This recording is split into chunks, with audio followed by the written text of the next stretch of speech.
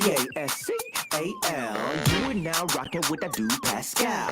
We be going wild, Haitian in the building, so original. Got the haters catching feelings. Get your hands up to the ceiling and keep them held high. Cause St. Louis is ready. Forget about it, goodbye. Hold on, we just saying hi. Five somebody, rise up. Weekdays, catch us live. Somebody, let's go. Good evening. Good morning and good afternoon, everybody. Welcome to the Pascal Show. Hope you guys are all doing well out there.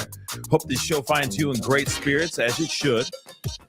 All right. Hopefully you guys had a good day. All right.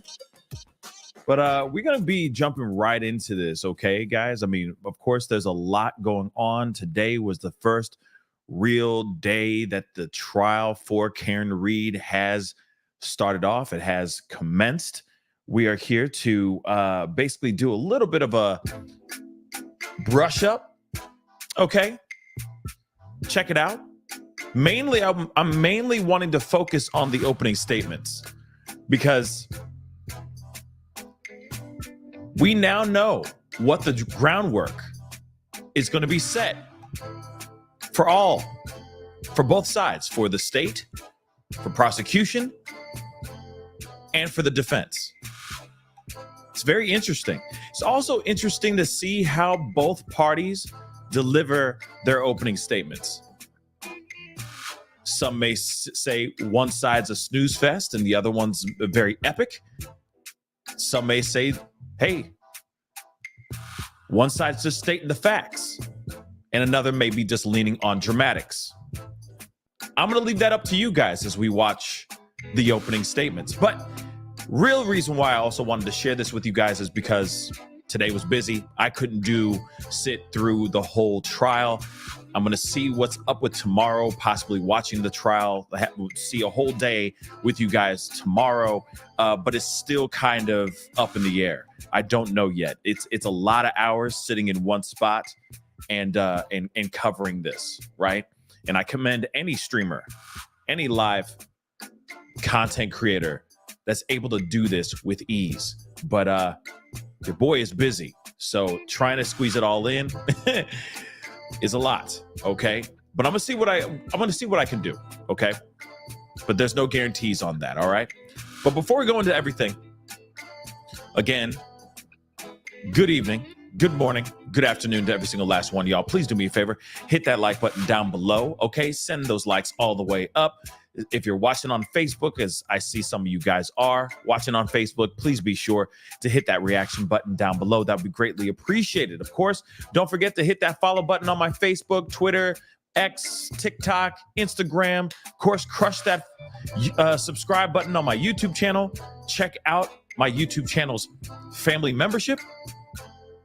The Pascal family members, please consider becoming part of the family by hitting that join button down below. That'd be greatly appreciated. Of course, check out patreon.com/the Pascal Show if you want to share some love and support even further. Okay. And it's on the ticker down below me, scrolling past me right now as we speak that way.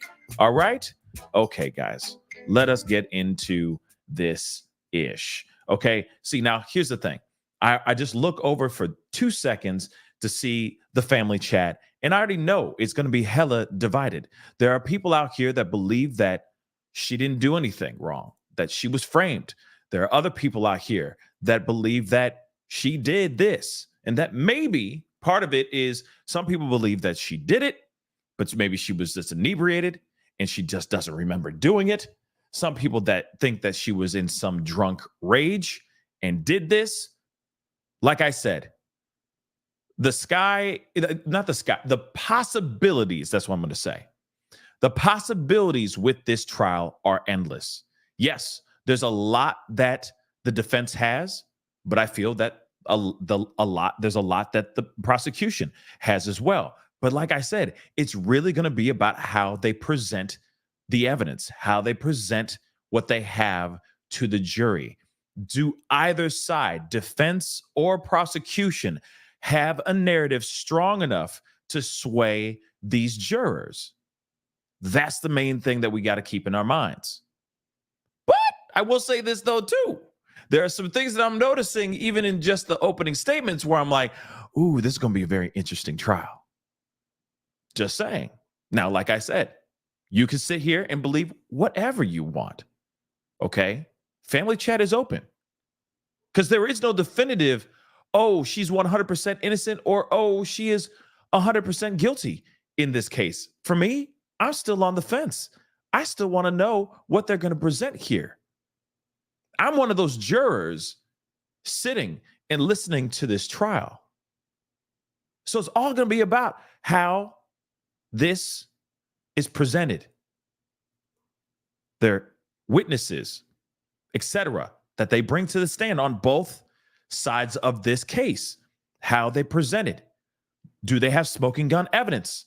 Does the state, does prosecution actually have smoking gun evidence that can annihilate Karen Reed's defense or not? That's why this trial is very, very interesting. Yes, the court of public opinion, a lot are swaying one side or swaying on the other, right? Some people go, oh, she did that. How dare she do this? We're seeing people in the streets calling her a cop killer and stuff. But then you got other people on the other side rocking pink, showing love, being there in solidarity, saying free Karen Reed. That's why I'm saying this is going to be a very interesting trial, especially from myself, who hasn't made a decision on whether this person is being framed or not. But like I said, we're going to get into this, okay? And I'll say this too. Whatever side you believe, if you believe that she's guilty or you believe that she's absolutely innocent, all I ask is you keep it very respectful in the family chat. This is a place that we can all talk, speak our minds, and be cool. So that's all I'm asking. It's a very simple thing.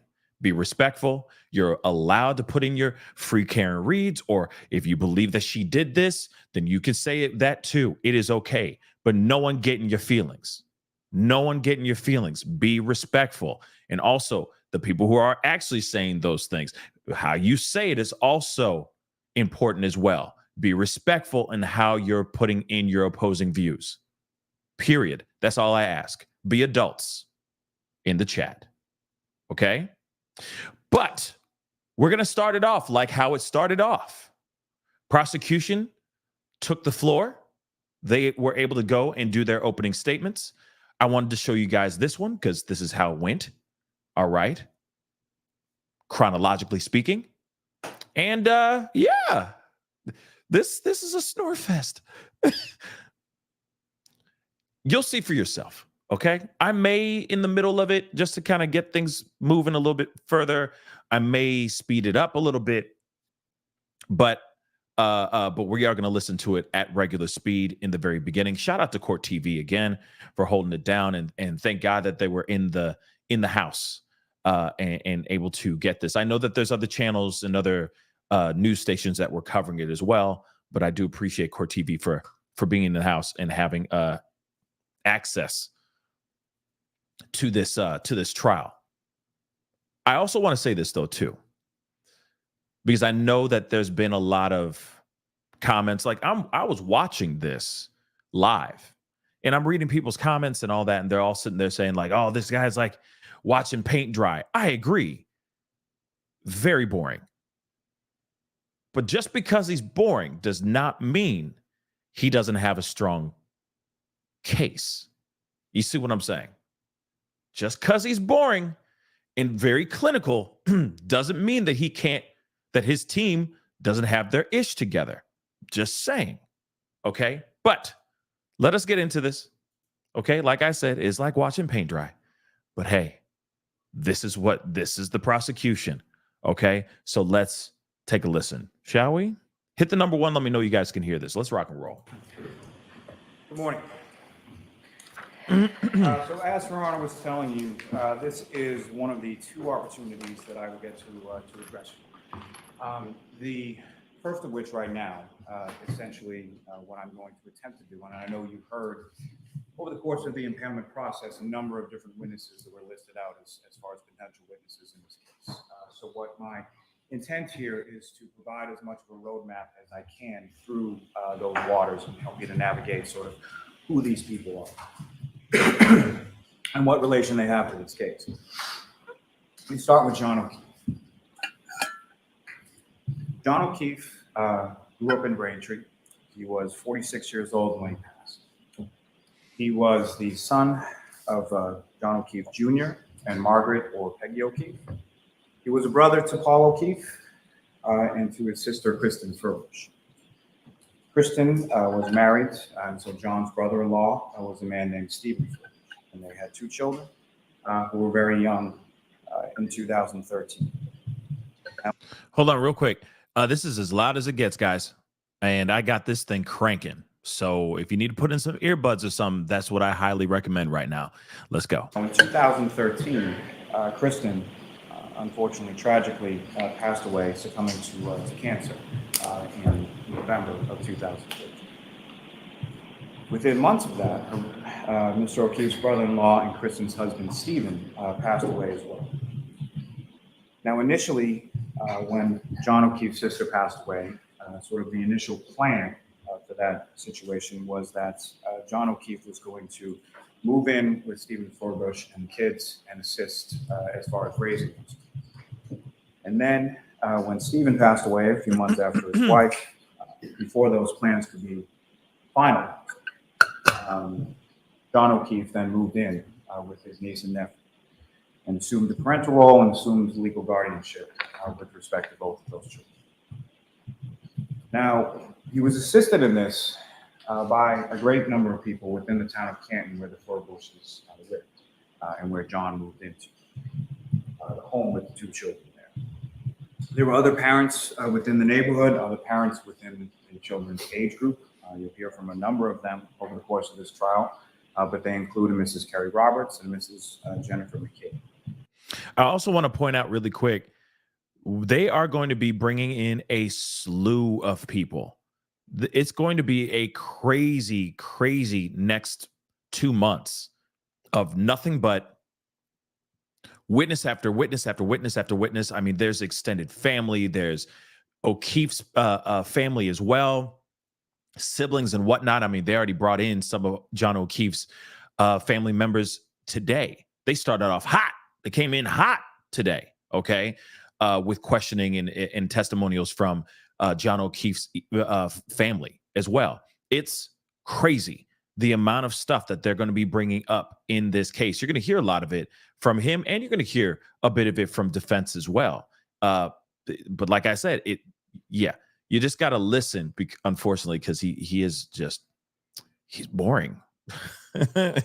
I'm sorry, but that doesn't mean they don't have something solid here, y'all. Let's go. Let's continue.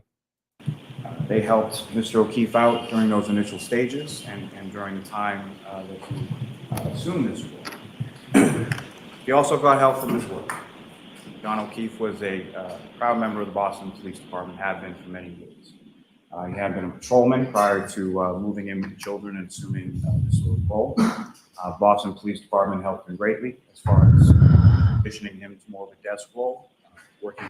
And also, I think that's the judge that keeps breathing so heavily throughout the entire trial. Like man, like I can't even do it on this microphone, okay? Because this microphone's pretty damn good, but still, damn, she is the heaviest breather in the history of heavy breathers, okay? Or she's always exhaling, like always exhaling. But okay, let's continue. Sex offender unit. With more regular hours to sort of assimilate himself to this new life and this new role that he assumes with his children.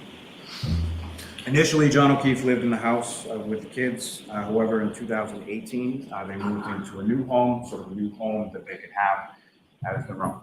That home is located also within the town of Canton, sort of on the Stoughton side of Canton at One Meadows Avenue.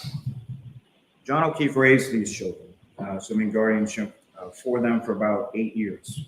His niece, who was the elder of the two, was about 14 at the time that John O'Keefe died, and his nephew was about 11 years old at the time that John O'Keefe died. January 28th, 2022. It was a relatively typical day. It was a Friday going into a Saturday of January 29th. Sort of typical in the sense of most sort of suburban parents. There were a lot of activities, weekend sports, practices, games, things of that nature that the O'Keefe and Furbush family had to look forward to. One little difference when it came to that particular day of January 28th and the 29th is the weather.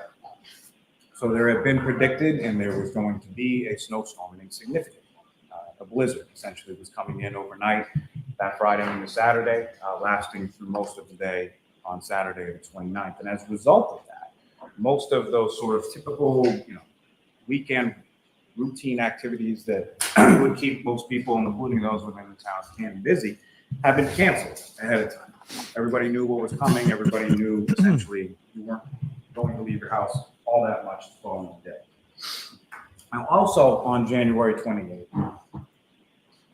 Mr. O'Keefe had received some news in respect to his niece. So his niece and her best friend were in 8th grade at the time, going to high school in the fall of 2022. They had both applied to a private school called Bishop Ian, and they had both found out on the 28th that they had been accepted to that school. So the friend, as well as her father, a gentleman by the name of Michael Camerano, who's both he and his wife, Catherine Camerano, were friendly with John O'Keefe. They had children around the same ages as both John's niece and his nephew. And they had come over to their house on Meadows Ave that evening to celebrate the girls getting into that school. The nephew of John, the 11-year-old, was sleeping over a friend's house that night. He left that home sometime around 7 p.m. or so, got picked up and went to sleep over at his friend's house. John O'Keefe and Michael Camerano then decided to travel out to a local establishment on Washington Street called C.F. McCarthy's Bar and Restaurant. You're going to hear testimony, and you're going to see surveillance video, and you're going to see receipts and all kinds of things from a variety of different establishments, all sort of located within Canton Center along that strip in Washington Street. Now, they get Mr. O'Keefe and Mr. Camerano leave the girls at home. They then go to C.F. McCarthy's, arriving there sometime between 7:30 and 8 p.m. They eventually cajole another friend of theirs, Mr. Kurt Roberts, to come out to the bar and join them as well. And there's some other people that are located within the bar, including Mr. James Sullivan, who we hear from, who was present at the bar that night as well. Eventually, the defendant, Karen Reed, joins them at this establishment with McCarthy's sometime just before 9 p.m. Now, John O'Keefe and Karen Reed had met sometime in 2004. They had dated briefly during that time and reconnected sometime around March of 2020, around the time of the COVID-19 sort of pandemic shutdown. They had started dating around that time period, or reconnected during that time period, and the defendant had stayed at the house in Canton several nights a week. She had helped out with the children. In the month or so leading up to Mr. O'Keefe's death, the relationship soured. You will see text messages between Mr. O'Keefe and Ms. Reed to that effect. Okay. You'll hear testimony from the children, from John's niece and nephew, in regard to things they observed within that relationship. And you'll hear testimony from other individuals as far as their observations or things that they heard. Turning to January 29, 2022. Just after 6 a.m., the Canton Police Department receives a 911 call from a woman reporting a male party, subsequently identified as John O'Keefe, found in the snow outside a residence at 34 Fairview Road.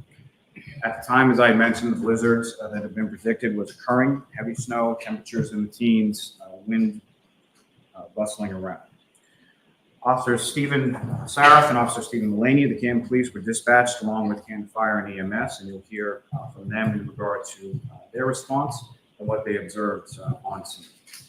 In particular, with Officer Saraf, you'll have as an exhibit, I anticipate, a cruiser camera video from his cruiser detailing or memorializing sort of his response in the darkness in the blizzard type conditions as he's driving from the Canton Police Station, where he was located when he received the call, to 34 Fairview Road. When they arrived there, they observed three individuals, three females, sort of off to the left side of the property. And when I say the left side of the property, I mean if you're standing out in the street facing 34 Fairview Road, off to the left side of the property, there's a flagpole, there's a fire hydrant, there's some bushes. That is where Mr. O'Keefe is located. To the right side of the property is sort of the driveway and the mailbox, and other things that you'll become familiar with through photographic evidence and other means through the course of this trial. The three females that the officers observed there were then identified as the defendant, Karen Reed, Mrs. Jennifer McCabe, who had received a phone call earlier in the morning from the defendant, as well as Mrs. Kerry Roberts, who had also received a phone call early that morning from the defendant. Okay. The several firefighters from the Canton Fire Department you'll hear from in regard to their observations of injuries, abrasions, and lacerations to the right arm of Mr. O'Keefe. You hear their testimony in regard to swelling of his eyes and other injuries that he observed. They observed redness from the cold that he had been lying out in for some time. You'll hear the testimony from these firefighters: Timothy Nuttall, Anthony Flamati, Matthew Kelly, Francis Walsh, Katie McLaughlin, and Greg Woodville. And at least from three of those firefighters, you'll hear testimony anticipates detailing statements that the defendant made to them when they had asked about the origination of some of those injuries. The defendant stated repeatedly, "I hit him, I hit him, I hit him." Now, real quick, okay? I think that's first off, Chris, congratulations, bro. Congratulations. Not everybody can sit there and say that they're getting their dream job, so congratulations on that. Just noticing that. Just want to, emphasize on and lean on some positive information today. It's nice to see family members transcend. Live and learn. She could not get all the evidence because she was drunk. God is great. If she was framed or there's some conspiracy, that is up to them to prove the conspiracy and why law enforcement would want to frame her. Now, see, here's the thing. Live and learn is exactly right. Okay. That's their job. That's the defense job. The defense is supposed to prove that there is some sort of cover-up going on. But one thing that I'm very interested about, and I think this is one of the main reasons why everybody and their mama is really focusing on this case, is because how they gonna prove that, baby? Real talk, how they gonna prove it? I want to know too, because they're gonna have to do some crazy hoodoo voodoo, crazy mathematician carry the one type ish, showing proof positive that there is without a reasonable doubt her innocence by them trying to cover things up and make it seem like she's the one who did it. Like I said, this is going to be a wild, wild trial. Get ready for it, because it's how is the defense going to prove that she is absolutely 110% innocent and that law enforcement really did these things. You got to remember, that is the ongoing. We haven't even got to the defense opening statements. Okay. We're just hearing facts from information that prosecution has. Okay. But like I said, it's going to be absolutely mind-blowing. It's going to be mind-blowing to see how the defense constructs their narrative. It's going to be wild, y'all. Because this is the first time I've ever seen anything like this, where it's like, oh yeah, the cops did it, not me. I've never seen that in my life. With all due respect, like I said, I'm still on the fence. But I have never heard this in the history of my life, where the defense has shown up and said, okay, yep, this is a cover-up. And we're here to show you how much of a cover-up this is. That my client is 110% innocent, and 5-0 and whatnot, some shading dealings were going on in that house, and has nothing to do with my client. I can't wait. I can't wait to see it. I can't wait to see it. It's going to be a crazy one. Okay. Because now it's like them unearthing and showing the corruption of 5-0. You know what's interesting? The Boston 5-0. Okay. Or I forgot the county that they're in, but you know what I'm saying. Canton County or something like that. Anyway, I digress. The other thing too is this is kind of the same thing OJ did. The OJ trial, Johnny Cochran, and Rob Shapiro and the sort. Okay, Rob Kardashian.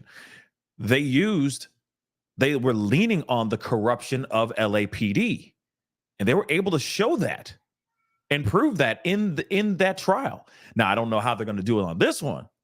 This is going to be very interesting, but I'm here for it. I'm definitely here for it because I want to see how they present it. It's going to be fascinating, guys. Doesn't matter if you believe that she's innocent or not. It's really about how they're going to present it, because it's not up to us anymore. It was never up to us, the court of public opinion. It's not up to us. It's up to those jurors in that courtroom and how these two sides present it to them. It's going to be fascinating, guys. Fascinating. Let's continue. Mr. O'Keefe was then taken Thank you from for the front correction. lawn, onto what they call a scoop stretcher. As he's doing that, I anticipate you'll hear Ms. Roberts' testimony that despite the 6 inches of snow approximately that was on top of Mr. O'Keefe's body and the snow throughout the roadway, front yard, everywhere around where he was, there was grass underneath Mr. O'Keefe, where his cell phone was located underneath his body as he lay on that front lawn. He was then transported by firefighters Kelly, Flamati, and Nuttall, as well as the ambulance being driven by firefighter McLaughlin to the Good Samaritan Medical Center. Once there were some observations, and you'll hear testimony from Dr. Justin Rice from that facility as far as observations consistent with what I anticipate you'll hear from those firefighters. But then there is a certain warming procedure that they go through trying to bring his body temperature up. Because when Mr. O'Keefe arrives at the Good Samaritan Medical Center, his body temperature is 80. And after those resuscitative efforts prove unsuccessful, Mr. O'Keefe is eventually pronounced by Dr. Rice at approximately 7:50. Shortly after that, when the defendant is then being driven away from the scene by Ms. Roberts, who is now going to go pick up Mr. and Mrs. O'Keefe, Jonathan's parents in Braintree, and bring them to the Samaritan Medical Center in Brockton, the defendant makes some statements of self-harm. As a result of that, she's then transported to the Good Samaritan Medical Center as well by 2 firefighters named Daniel Whitley and Jason Becker.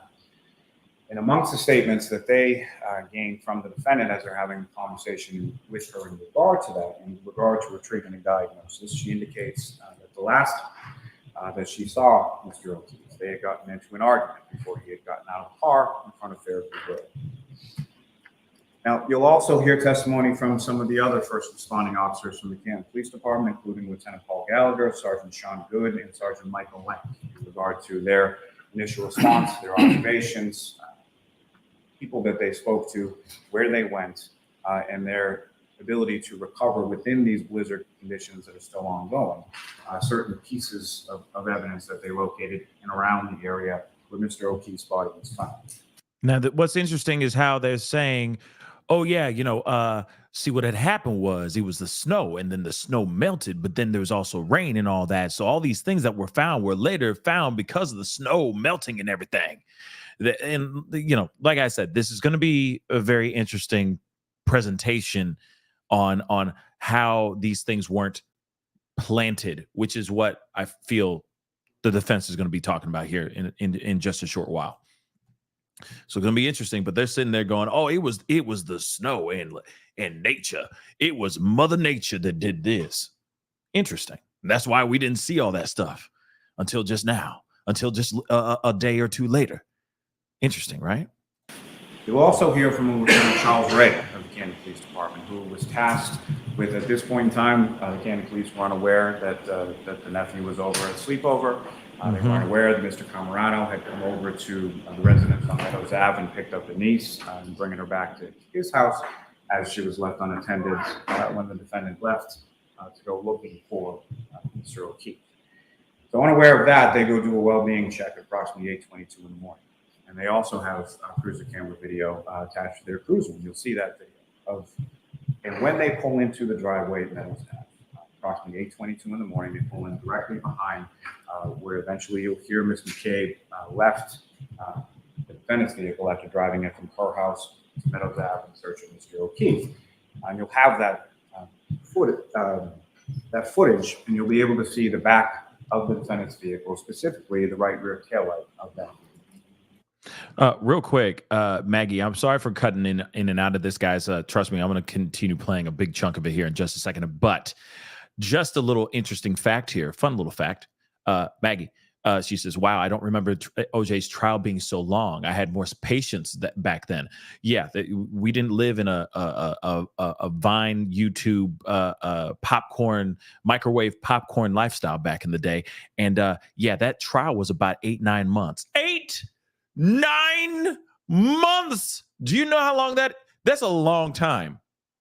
If any of those guys were, got somebody pregnant, they would have had been the baby. Okay. The baby would have had been born by the time the verdict was announced. That was a long time. Yeah. 8-9 months. It's insane. Okay. Insane. Imagine all those jurors that were stuck in that hotel for 9 months, eating the same stuff, not allowed to watch TV, not allowed to talk to each other, all that stuff. Okay?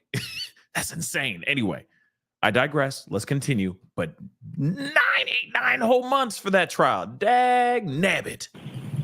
Now, you'll also hear testimony, as I mentioned, from the Cameranos, from Mr. Roberts, from Mr. Sullivan. They were all present with the defendant and Mr. O'Keefe at C.F. McCarthy's. You'll hear testimony from a number of other individuals who were at the Waterfall. The Waterfall is a bar located across the street, essentially, from C.F. McCarthy's on Washington Street in Canton Center, and somewhere that Mr. O'Keefe and the defendant went after leaving C.F. McCarthy's at approximately 11 p.m. or so. Now, from that establishment, you'll hear from Rebecca Traers, who was working as a bartender at the Waterfall that evening. You'll hear from a couple named Nicholas and Karina Kolakaitis, who were friends of friends, who had known Mr. O'Keefe through their daughter around the same age as Mr. O'Keefe's niece. Mrs. Kolakaitis had some conversation with the defendant that evening, as well as herself and Mrs. McCabe at the Waterfall. She left around the same time as they did. She parked on Washington Street around the same area as Mr. O'Keefe and Ms. Reed did, specifically in Ms. Reed's car. And she observed Mr. O'Keefe and the defendant walking toward the defendant's vehicle, and specifically the defendant walking towards the driver's side of it. Now, you'll hear testimony from a Christopher and Julie Albert, who were people who were at one point neighbors of Mr. O'Keefe. They knew him well from being neighbors of him. Christopher Albert owns a pizza shop, also located within that Canton Center area. Mr. O'Keefe, earlier in the day of the 28th, had been into that pizza shop along with his nephew to get his nephew a slice. Christopher Albert and Mr. O'Keefe had some conversation regarding what they were doing that night, and it's Christopher Albert who actually texts Mr. O'Keefe and indicates that they're over at the Waterfall and that he should come over shortly before Mr. O'Keefe and the defendant make their way from C.F. McCarthy's over. Now, Christopher Albert left directly from the Waterfall and went home. He lives sort of walking distance away from him. His wife, Julie Albert, had left earlier in the evening. There was a band playing at the Waterfall that night. Mrs. Julie Albert started to get a migraine, and she left before most of the group. Included within that group, and sort of how they came to the Waterfall, the Albert family in particular, Julie Albert went there along with her sister-in-law, Nicole Albert, as well as her niece, Caitlin Albert, her niece's boyfriend, Mr. Christian Morris, and they had had dinner at the Waterfall earlier in that evening. Now, Nicole Albert lives at 34 Fairview Road. She has a husband named Brian Albert, who's also a Boston police officer. Brian Albert had gone with a friend of his, who's also in law enforcement, a man named Brian Higgins. And they had gone separately, but had come home together from a funeral for a fallen police officer in New York City. He came home early to sort of beat the weather, and eventually they meet up with Brian Albert's family at the Waterfall. Now, Tristan Morris, who was Caitlin Albert's boyfriend, had left the Waterfall at some point in the evening. He then returns later to the residence on Fairview Road and picks up Caitlin Albert, brings her home. All of this is in relation to Brian Albert and Nicole Albert's son, Brian Albert Jr., whose birthday was coming up the following day, the day of the snowstorm on the 29th. So he had been back at the house at 34 Fairview while his family was out at the Waterfall. He had a number of friends that had come over that evening to celebrate his birthday with him. Now, among those friends was two individuals named Sarah Levinson and Julie Nagel, and they were at the residence at 34 Fairview for a good portion. Now, those individuals from the waterfall that leave and then come to 34 Fairview, they do so sometime shortly after midnight. Shortly after midnight is when it starts to snow. Flurries are starting to come down. Snow is starting to stick to some degree to the road, to the front lawn, to grassy areas around the town. Now, from that group, the group that goes back is obviously Brian Albert and Nicole Albert as they live there. Caitlin Albert, because it's her parents and her boyfriend is picking her up, as well as Jennifer McCabe, who is Nicole Albert's sister, and her husband, Matthew. They go back to that, and there's an open invitation to essentially anybody that's there. John O'Keefe takes them up on that. There are certain text messages and phone conversations between John O'Keefe and Jennifer McCabe as to where this house is located, as he's never been there before. And then he and the defendant drive in the defendant's vehicle to 34 Fairview. And once there are several witnesses from within the home that observe the vehicle parked in. So I mentioned earlier there were two females that were with Brian Albert Jr. at the house, one of them being Julie Nagel. At some point, she had called her brother, Mr. Ryan, for a ride home. He then gets a ride from his friends, Ricky Antonio, as well as Mr. Nagel's girlfriend, Heather Maxon, that's riding in the back of Mr. Antonio's pickup truck. I say that because they arrive at Fairview Road around the same time as the defendant. The defendant is coming in from one direction. The pickup truck with the Nagel brother is coming in from another direction. The pickup truck with the Nagel brothers riding in flashes its lights, signaling the defendant to go. She goes first. They follow in behind, and lo and behold, they end up at the same house. They park the pickup truck somewhere in that right side of the property, facing it from the street in the area of the driveway, and the defendant in her black Lexus SUV parks a little bit further up. Different people from within the pickup and different people from within the house observe that Lexus SUV in one location, pull up a little bit further, and then pull up a little bit further till it's in the area of that fire hydrant, of that flagpole, where Mr. O'Keefe is located the following morning. Now, from their position, I anticipate the testimony that you're going to hear is that Heather Maxon from that pickup truck observes a male passenger and a female operator when the pickup truck operator flashes those lights at the vehicle as they're facing each other before they pull down the Fairview.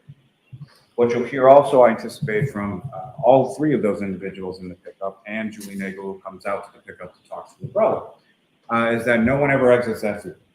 There are no footprints around that vehicle. There's no damage that they observed to that vehicle at that time. Again, it's just started to snow. Things aren't sticking really too much at this point. Julie Nagel has a conversation with her brother, decides that she's going to stay at the house longer, so arrangements for a ride home, and the pickup truck leaves from that point. As they pass by, they observe a female operator matching what I submit as the description of the defendant. From all of those people within that house that evening, none of them at any point in time observed John O'Keefe come into the house. They see the vehicle out front, they see the vehicle pull away, and they just assume that they left and that no one was coming. Interesting. You heard that. He said none of the people that were inside that house are claiming to have ever seen John O'Keefe walk in to the house. Now, that is that is just what people are saying.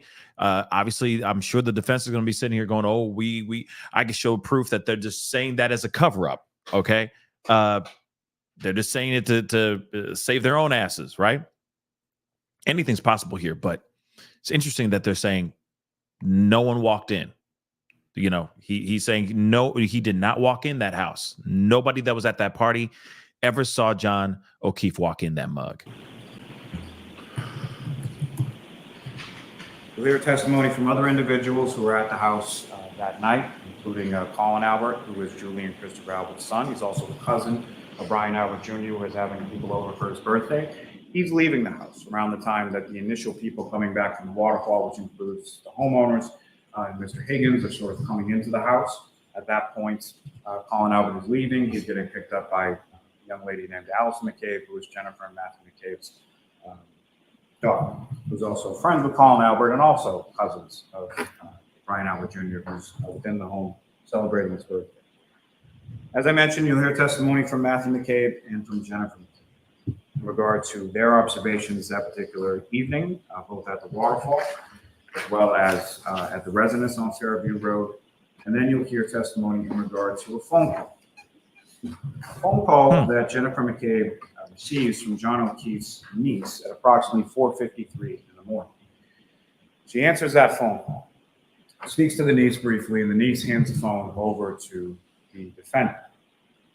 Now, you'll hear testimony from the niece as well that about 4:30 in the morning or so, the defendant came into her room in a frantic state, saying that Mr. O'Keefe had not come home the night before. So initially, when the defendant is talking to Ms. McCabe, she indicates to Ms. McCabe that the last time she saw Mr. O'Keefe was at the waterfall. Eventually, as Ms. McCabe is waking up, she reminds the defendant that she not only saw them leave the waterfall around the same time as herself, but also saw the vehicle, the defendant's vehicle, outside of the home on Fairview Road. Eventually, the defendant, while driving around, this will come in as far as other testimony and related testimony as it develops, but she's driving around in that morning. She's calling a bunch of number of different people, friends of Mr. O'Keefe. She's calling Mr. O'Keefe himself. She also calls Ms. Roberts. So Carrie Roberts receives a call about 5 a.m. from the defendant indicating that Mr. O'Keefe did not come home, indicating that he got hit by a plow or that he must be dead. Ms. Roberts then gets ready. Ms. McCabe is getting ready as they're all sort of planning to go out and look for Mr. O'Keefe to see if they can locate him. They call numerous times. You can see that within the text messages and the phone extractions from a variety of people's different phones throughout the course of this trial as well. So eventually the defendant comes to Ms. McCabe's home, indicates at some point prior to that she has a cracked tailgate. Ms. McCabe then gets in the driver's seat due to the defendant's frantic state. Ms. Roberts is there as well. Ms. Roberts follows Ms. McCabe driving the defendant's vehicle back to Mr. O'Keefe's residence on Meadows Ave, checks on the niece. The defendant then shows both Ms. Roberts and Ms. McCabe the damage to her right rear taillight, which is essentially missing a number of different pieces from that right rear taillight. They then proceed off to drive and see if they can locate Mr. O'Keefe. The defendant is insistent that they go to that residence on Fairview Road. Again, they're driving down there in the dark, in the snow, in the wind, in the blizzard. They approach towards that residence. There is one person, so they're seated within the vehicle. This is Ms. Roberts' vehicle, where she's driving. Mrs. McCabe is in the front passenger seat, and the defendant is in the rear passenger seat. The defendant is the only one who sees Mr. O'Keefe. Yells and screams at Ms. Roberts to stop the vehicle. Ms. Roberts and Ms. McCabe, I anticipate, will testify that they did not see Mr. O'Keefe, not only as they were driving past him, but even after they got out of the vehicle until the defendant gets out of the back seat and makes a beeline essentially right over to where Mr. O'Keefe's body is found. Mrs. McCabe then dials 911, and shortly after that is when the officers and the McCabe firefighters arrive on scene. Now, while they're waiting there, at approximately 6:23, 6:24 a.m., during the conversation with the defendant asks Mrs. McCabe to look up on her phone how long someone has to be out in the cold. Here we go. Die from hypothermia, or something to that effect. And you'll hear some dispute as to when that search was made. And you'll hear testimony from 3 different forensic extraction experts, Mr. Nicholas Carino, Ms. Jessica Hyde, and Mr. Ian Whiffen, who you'll hear about a lot of these things called extraction reports from cell phones. And the extraction reports are done with a program called Celebrate. Mr. Whiffen is someone who writes that software for Celebrate. I anticipate you'll hear from each of their testimonies that Google search that was done on Ms. McCabe's phone was done at the same time frame that she indicates the defendant requested her to do it, and that at 6:23 and 6:24 morning. You'll hear testimony from Ms. Roberts, Ms. McCabe, the firefighters, and the responding Canton police officers about a repeated phraseology that the defendant stated while there, asking again and again in regard to Mr. O'Keefe, is he dead? Is he dead?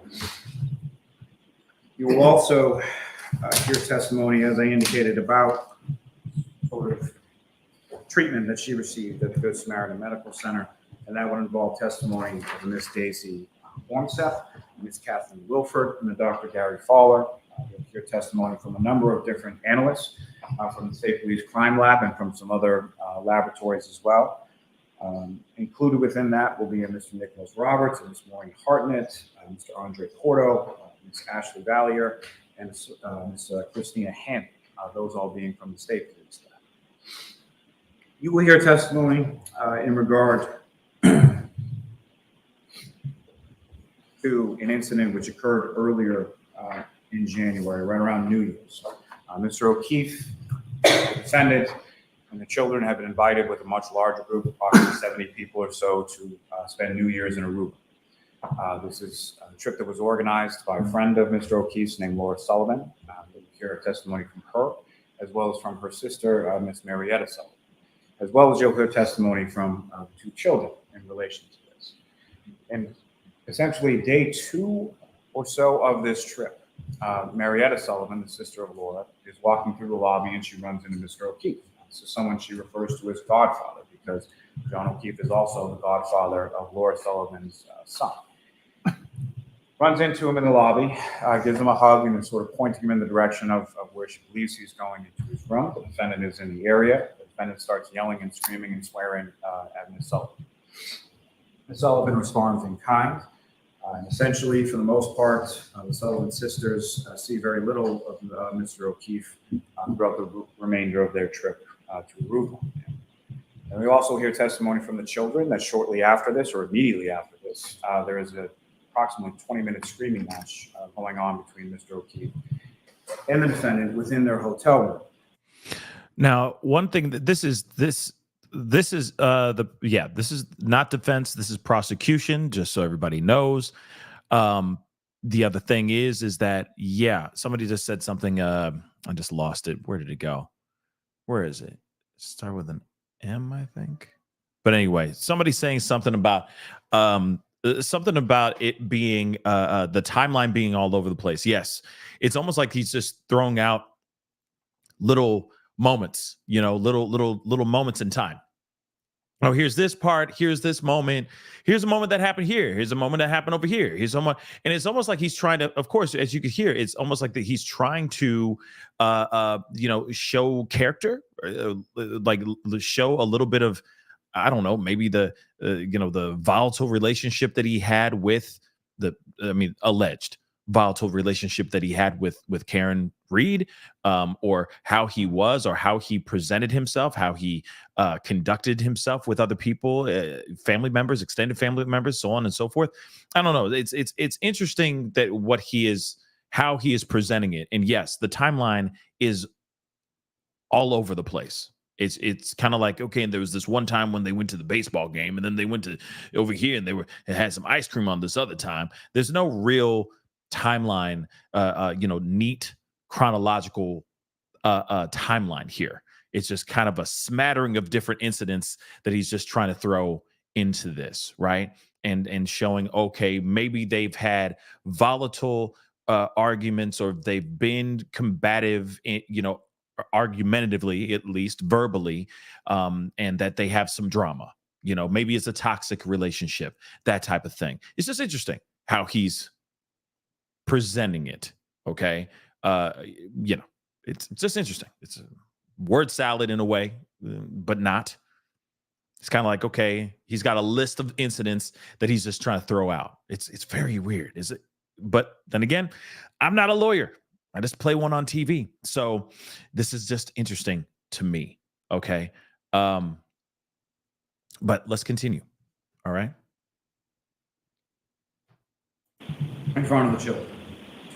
Now, you'll also hear testimony from the defendant's phone in regard to, and from another individual's phone in regard to that Aruba trip, in regard to text messages of an amorous nature that she had with Mr. Brian Higgins, who was at the waterfall, and also at the residence on 34 Fairview, because he was friends with the homeowner, Brian Albert, but he was also friends with Mr. O'Keefe and had also met the defendant.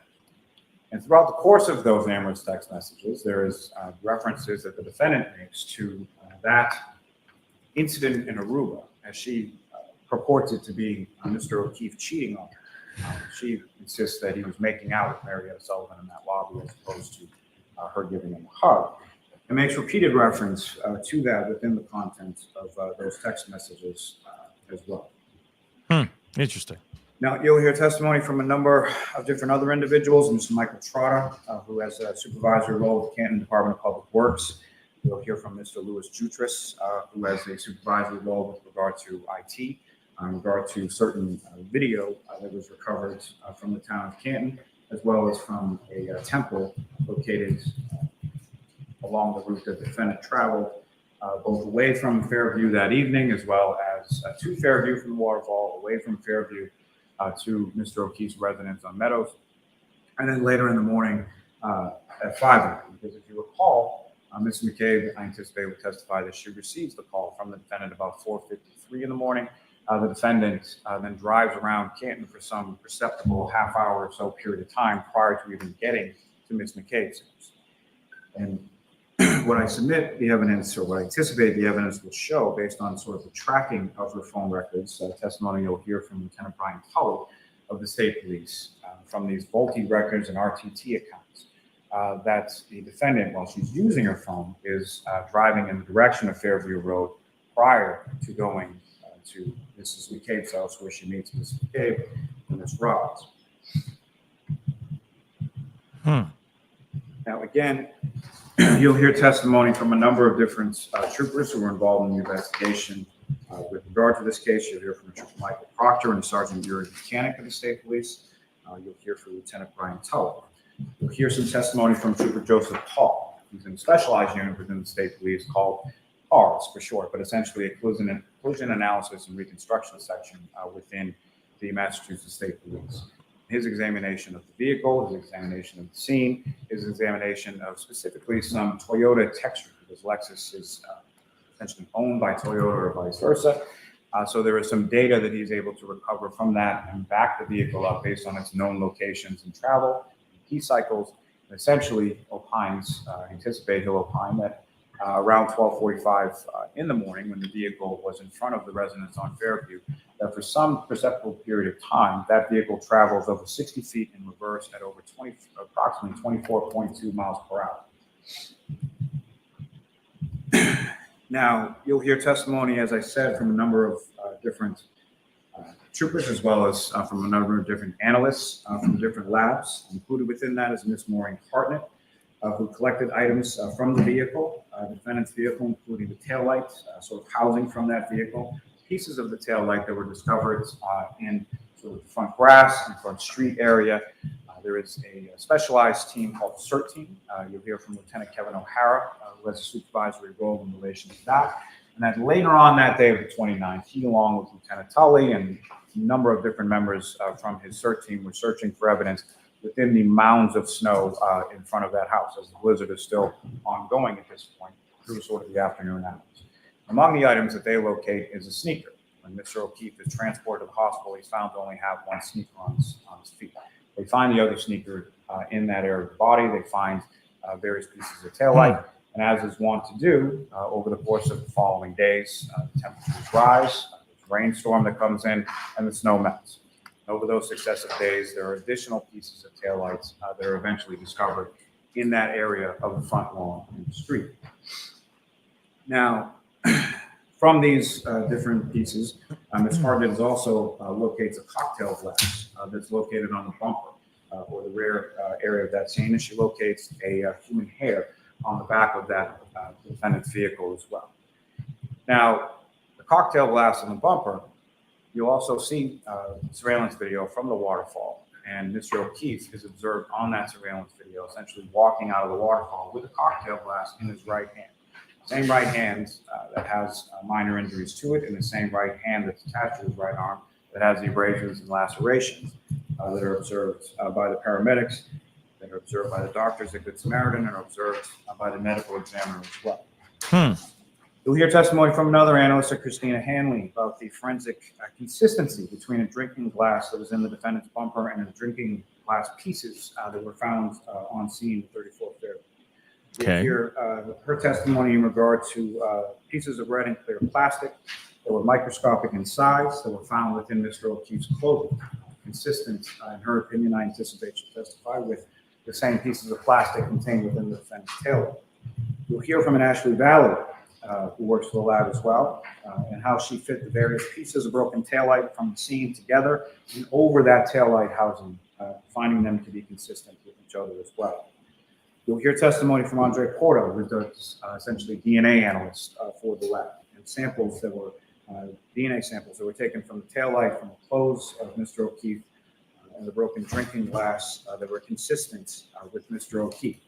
Those items were also sent, the taillight pieces, the taillight DNA was also sent to an independent lab, Bodie Technologies, located in Norfolk, Virginia.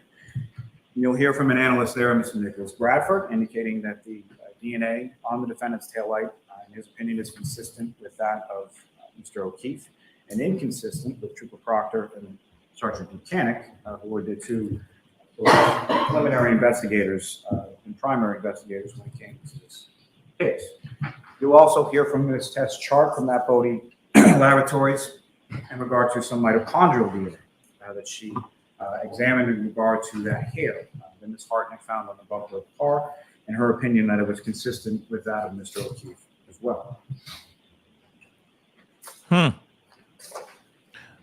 I'm interested to see how they, on both sides, I'm very interested to see how they show that this was evidence that they had for sure before, that they had this evidence before they got the car. And, and then of course, when it comes to the roadie that he had, the glass, the drink that he took out of the other bar, the roadie that he took, how they're going to prove that for sure, that those are, for sure those are is the glass that he had in his hand, so on and so forth. I think it's interesting about the shoe being found somewhere else as well. I think this is all going to be very interesting nonetheless, right? We got like 2.5 minutes left of his opening statement, so I'm going to let it ride. But I swear to God, y'all should have turned. Well, it would have been really early in the morning for a lot of y'all, but every time he clears his throat, y'all should have turned that into a drinking game this morning. I kid you not. Holy cow. He clears his voice. He clears his throat so often. Oh my God. You could turn that into a drinking game. But let's continue, okay? Because here it is. As much as we sit here and go, oh, blah, like he's just out here saying all this stuff, he's just stating the facts. He's stating the facts that they have, that they're going to be presenting throughout this trial. It's lengthy. There's a lot going on. And yes, it does sound like birdshot, where it's like all over the place. But at the same time, I'm interested to see how they present it. Somebody said in the chat, the jury could be checked out right now. I bet that the jury's checked out during his opening statement, but they may not be checked out for very long. When they start presenting things, when they start putting these things out here, like I said, you don't have to be the most captivating speaker to be a solid lawyer. If he presents a solid argument, we haven't gotten into the meat and potatoes yet, right?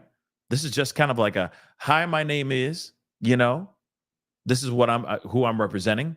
And this is what the stuff that you should expect from us throughout the next 6 to 8 weeks. And that's it, right? So this is going to be interesting, right? But let's continue. He's got like a 2.5 minutes left.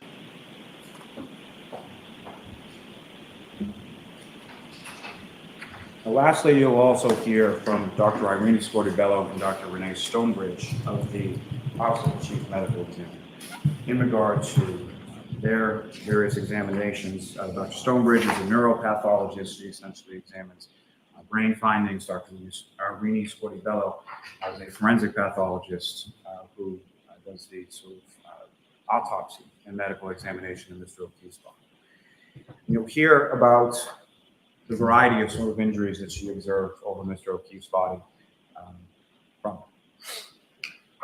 In particular, you'll hear testimony in regard to lacerations to the right back of his head, your testimony in regard to an initial sort of skull fracture that occurs to the back of his head, and then sort of a radiating skull fracture that goes throughout his skull, which then leads to subdural hemorrhage, or essentially bleeding on the brain, and then swelling of the brain, which then causes a condition called ecchymosis, which then sort of leads to the swelling of both of Mr. O'Keefe's eyes that is observed by the initial response.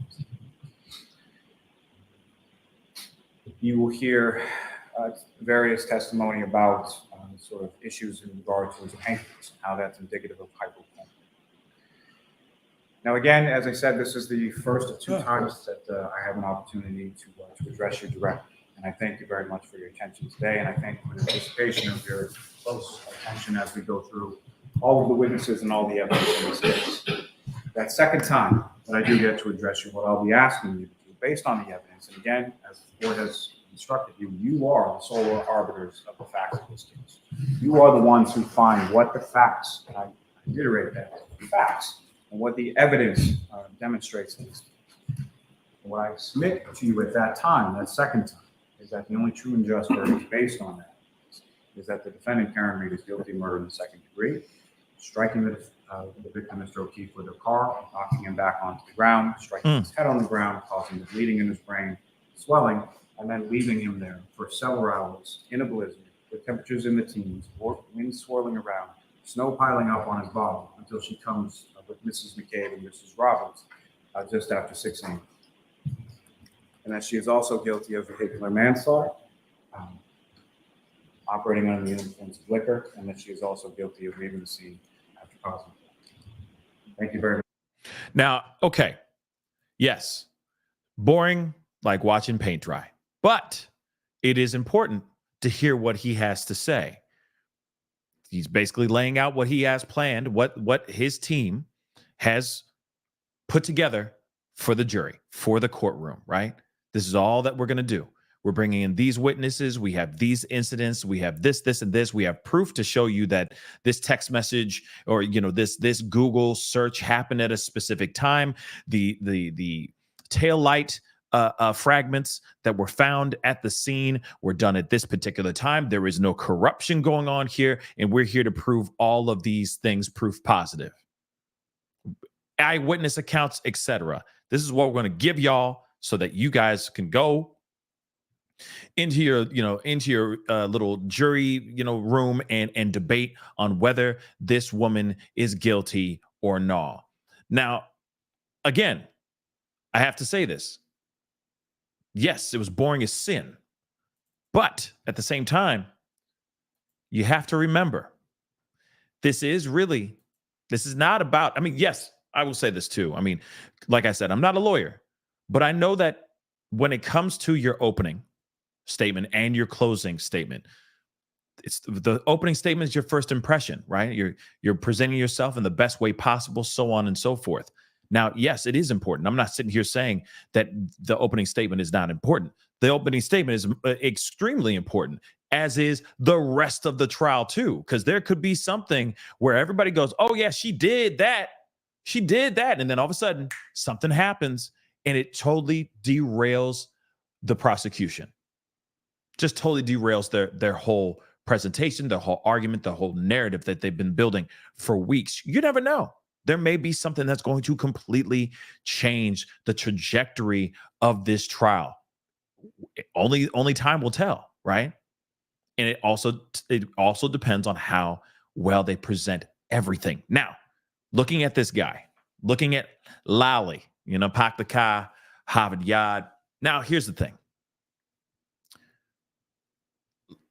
He states all the stuff. And here's the thing, too. It's also demeanor there, too.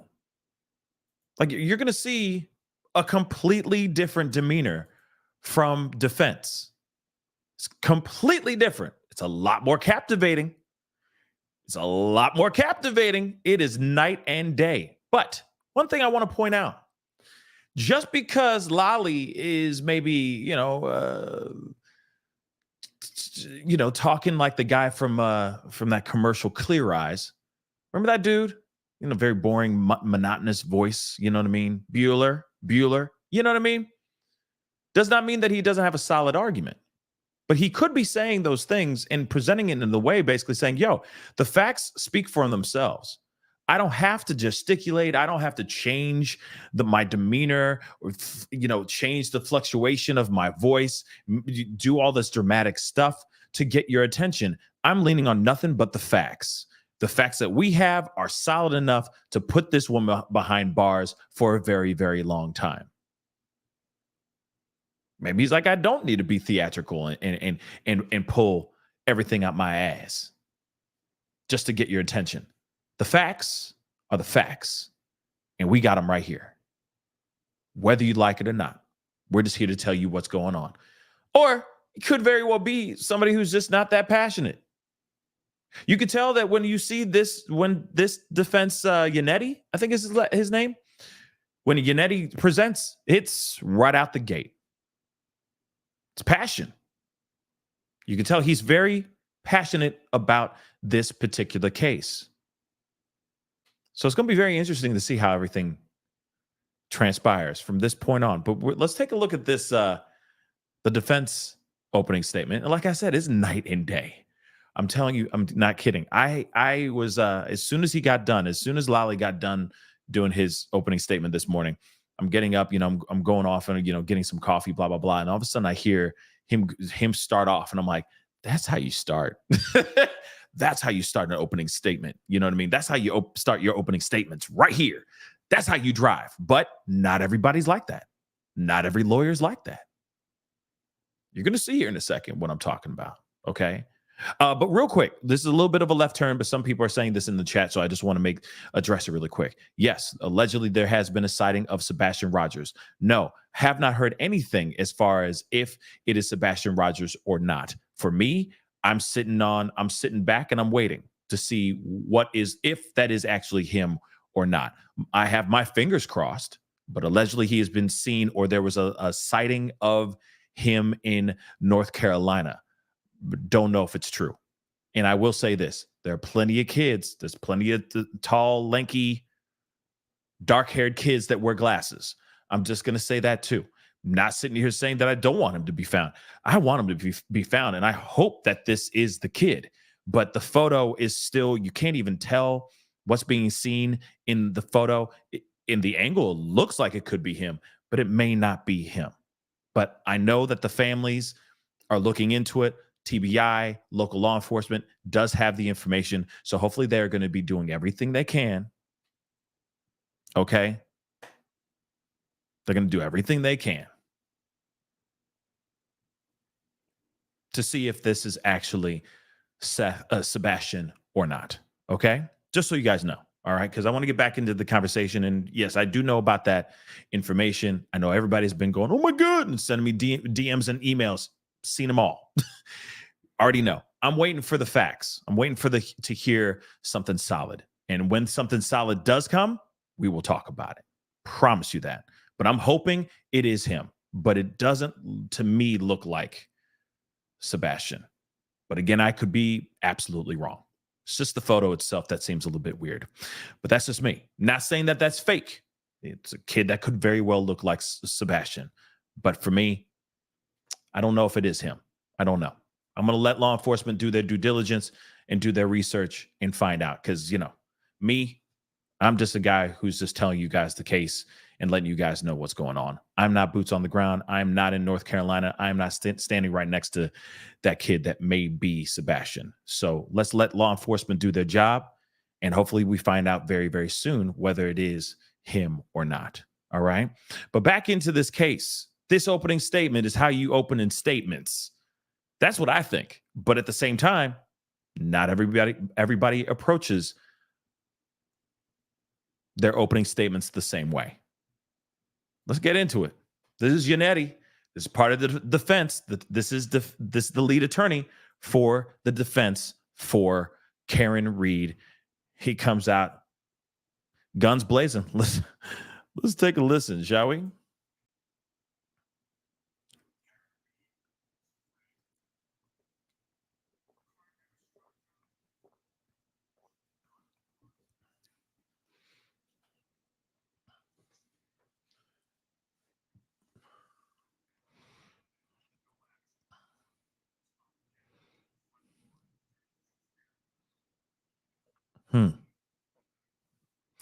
Oh, sorry, guys. Let me fix that. My bad.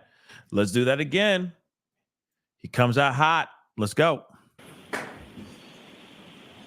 Karen Reed was framed. Her car never struck John O'Keefe. She did not cause his death. And that means that somebody else did. You will learn that it was no accident that John O'Keefe was found dead on the front lawn of 34 Fairview Road in Canton on January 29th of 2022. You will learn that at that address lived a well-known and well-connected law enforcement family in Canton, the Alberts. Because the Alberts were involved, and because they had close connections to the investigators in this case, Karen Reed was framed for a murder she did not commit. Okay, real quick, off the jump, dude comes in hot. Okay, he's like, Karen Reed was framed. Okay, cool. Now here's the thing, though. This is a very big hill to climb. I'm not sitting here saying that they can't do it. I'm not sitting here saying they can't climb this mountain. I said, okay, I'm not sitting here saying that at all. But it's a big ass mountain. There's a big ass hill. And I'm wondering how they're going to present this whole thing in a nice, digestible way for the jury to go back and say, yeah, no, I don't think she really did that. Yeah, she was definitely framed. That's what I want to see. Okay. Come in, you're saying she framed? Show me the Carfax on how she is actually framed. And listen, no disrespect to nobody, okay, that's out here dismantling everything. I'm saying how they present it in this courtroom. Sure, we're seeing it online. Sure, we have blogs and YouTube channels and all that, breaking it all the way down. You know what I mean? And you know, they got all the red yarn string all over the place. And they go, and therefore, if you carry the one, use the law of relativity, she's innocent and she's been framed. I want to see how the defense shows proof positive that she has been framed. That's going to be the most fascinating part, because you could be up here saying all this stuff. Show me the Carfax.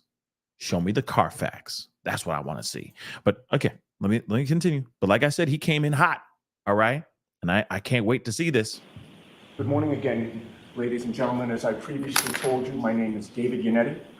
I'm an attorney with an office in Boston. Together with attorneys Alan Jackson and Elizabeth Little, it is truly my privilege and my honor to represent Karen Reed during this trial. From a very early juncture in this case, you will question the Commonwealth's theory of the case. You will question the quality of the Commonwealth's evidence. You will question the veracity of the Commonwealth's witnesses. And you will question their shoddy and biased investigation, a faulty investigation that led to Karen Reed sitting here today. You will learn, in short, that the police did no real investigation of this case, and you will question why. You'll question why the investigators had such tunnel vision. You will question why they focused solely on Karen Reed, someone with no ties to the Canton Police Department, as opposed to the well-known and well-connected Albert family of Canton, a family that was never treated as suspects by the investigators in this case. Boston police officer John O'Keefe was found mortally injured on Brian Albert's front lawn. His body was in full view and almost right below Brian Albert's bedroom window on his front lawn. He was found wearing only one sneaker. You'll learn that Brian Albert was a Boston police officer as well, and that he was a trained first responder. Brian Albert was notified that another police officer was injured and unresponsive on his front lawn And Brian Albert did nothing. His sister-in-law, Jennifer McCabe, and other civilians were on his property that morning after John O'Keefe's body was found. Police, EMTs, firefighters, police cruisers, an ambulance, fire truck, lights flashing. And first responder Brian Albert never came out of his house. Now that's something to put in your pipe and smoke on for a minute too. If you really think about it. You got these individuals inside the house partying, kicking it, having a great old time. Something I haven't even thought about too, because you got to remember, she dropped him off. She went home. She passed out. She went to sleep.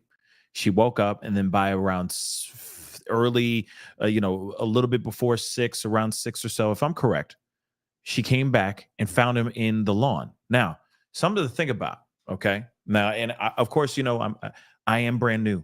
Okay, so some of y'all who are watching, Pascal, you're wrong. Okay, I'm still learning, okay, as I go, because this case is still very, very brand new to me, okay? But just riddle me this, Batman. She drops him off. She says she seen him walking into the house, right?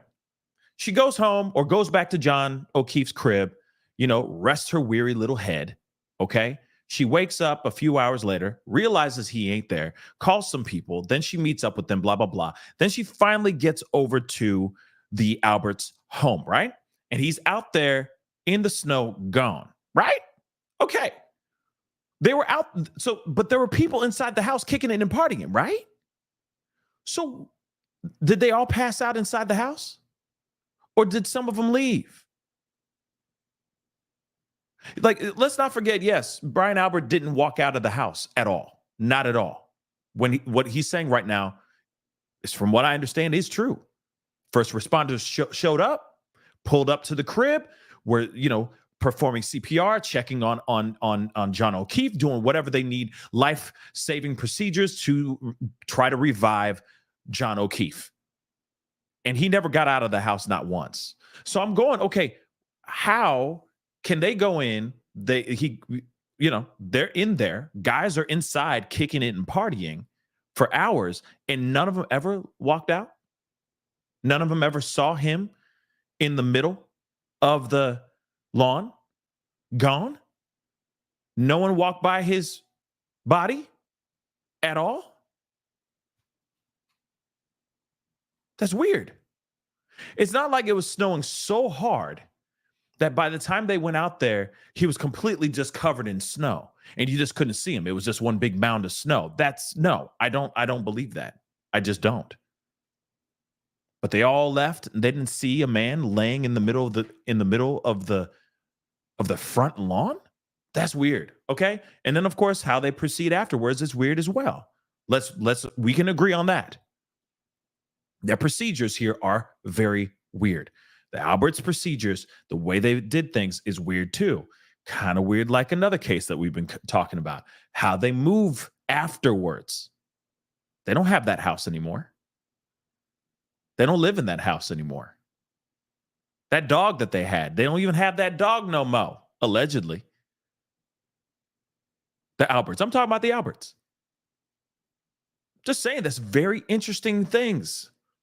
Sorry, but, just had to point that out really quick because I'm going, what the,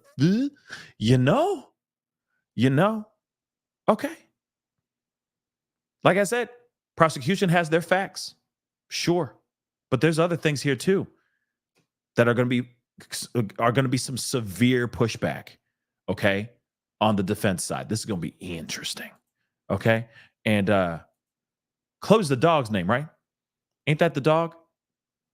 Ain't that the dog's name? Kendall? Okay. So, like I said, it just doesn't make any sense. I try to be funny from time to time. Caitlin, I try, okay? But at the same time, they were out partying. He gets invited to go over to Albert's house to continue partying, doing whatever cops do. All right. But they over there, they're kicking it. She leaves him. She comes back, and not none of them step outside and see a man perished in the lawn. They just jump in their respective cars or cruisers and drive their drunk asses home. That doesn't make sense to me. Sorry, it just doesn't. But let's continue. Let's let Yannetti do his thing. He's just getting warmed up. So let's go. Equally important for you will be the fact that the lead homicide investigators never went inside the Albert home that morning. You will learn that Brian Albert's brother, Kevin Albert, is a Canton police officer. It was obvious very early on that the Canton police should not be investigating the death of a man found on the property of the brother of a Canton police officer. So it was decided just about from the start that the Massachusetts State Police should take complete control of this investigation because the Canton police were conflicted out. Now, that sounded good at the time, but you'll learn that two major problems arose. First, despite the fact that they obviously had a conflict of interest, the evidence will show that the Canton police still had their hands in this investigation. You will find it astounding. But Canton police officer Kevin Albert, the reason for the conflict of interest in the first place, was continually updated about the status of this investigation while it was going on. Second, and equally troubling, is that the lead state police detective who was assigned to this case was a man named Michael Proctor. Michael Proctor, you will learn, is one of the many people in Canton with deep ties to the Albert family. Michael Proctor's own mother refers to the Alberts as the Proctor's second family. His own sister's wedding, Michael Proctor was in the wedding party with Colin Albert. Oh. And he sat at the head table of that wedding with members of the Albert family. That's the man who was chosen to lead the investigation into the suspicious death on the property of Brian Albert. Damn. Damn. Okay. I want to see what they unearth. Real talk. This is gonna be insane. Okay. And like I said, they're gonna be throwing a whole bunch of stuff at the jury, and it's gonna be all about if it sticks, what will stick. Because if they're neutral thinking individuals that don't think like cops are corrupt or anything crazy like that, it's going to be very interesting to see how they sway any person to believe that there is some sort of deeper conspiracy cover-up type thing going on here. This is going to be very interesting. And Lily Smith, it must have been a hella party. I think it must have been a wicked party. I think it's wicked. Is wicked still a thing? Like in Boston? In Boston? You know? Wicked party, bro. Wicked party. But let's continue. All right. We got more to go. That's the man who gave updates to Canton police officer Kevin Albert while the state police were supposed to be investigating what had occurred at his brother Brian Albert's house. You'll learn that right from the jump, Michael Proctor predetermined the outcome of this case. Never stepped foot inside the Albert home on January 29th, 2022. Never checked out whether there were any signs of struggle inside that home. He never called for crime scene technicians and other specialists to look for blood or other trace evidence within the home. He never asked Brian Albert for permission to go in the home and take a look around. Michael Proctor never applied for a search warrant to go in that home. Instead, he focused immediately and exclusively on Karen Reed, the outsider. You will learn that no one in the Proctor family has ever called the Reed family their second family. No one in the Proctor family had been in a wedding party with anyone from the Reed family. Karen Reed was a convenient outsider. She was most definitely not from Canton. So how did Michael Proctor feel about her? How did he treat somebody he was investigating at a point in time when he should have been keeping an open mind, focusing on obtaining all possible evidence so that he didn't miss anything? Well, you will learn that on the very day that John O'Keefe was found dead on Brian Albert's lawn, Michael Proctor was texting with his high school buddies about this supposedly secret investigation using his personal cell phone. He was revealing information about this investigation to his friends, assuming that nobody would ever find out what he was doing and what he was saying. And he was revealing his true thoughts about Karen Reed to his friends, not what he put in his sanitized police reports, his true feelings to his friends whom he trusted, and in text messages that he never thought would come into the hands of the defense in this case. Lead investigator Trooper Michael Proctor, right from the start, called Karen Reed names you would reserve only for your worst enemies. Dang. He told his friends that he hoped that she would kill herself. Whoa. Why? He told his friends that he had seized her cell phone. And you will learn that he knew he shouldn't have been accessing any content on her cell phone because he knew there would likely be attorney-client communications on between Karen and me at that time. He knew that he was supposed to wait for a search warrant or other permission from a judge in order to go through that phone. But you'll learn that he went through the phone anyway, without permission. And you'll know that he did because he told his high school buddies that he was searching her phone for nude photos of Karen Reed.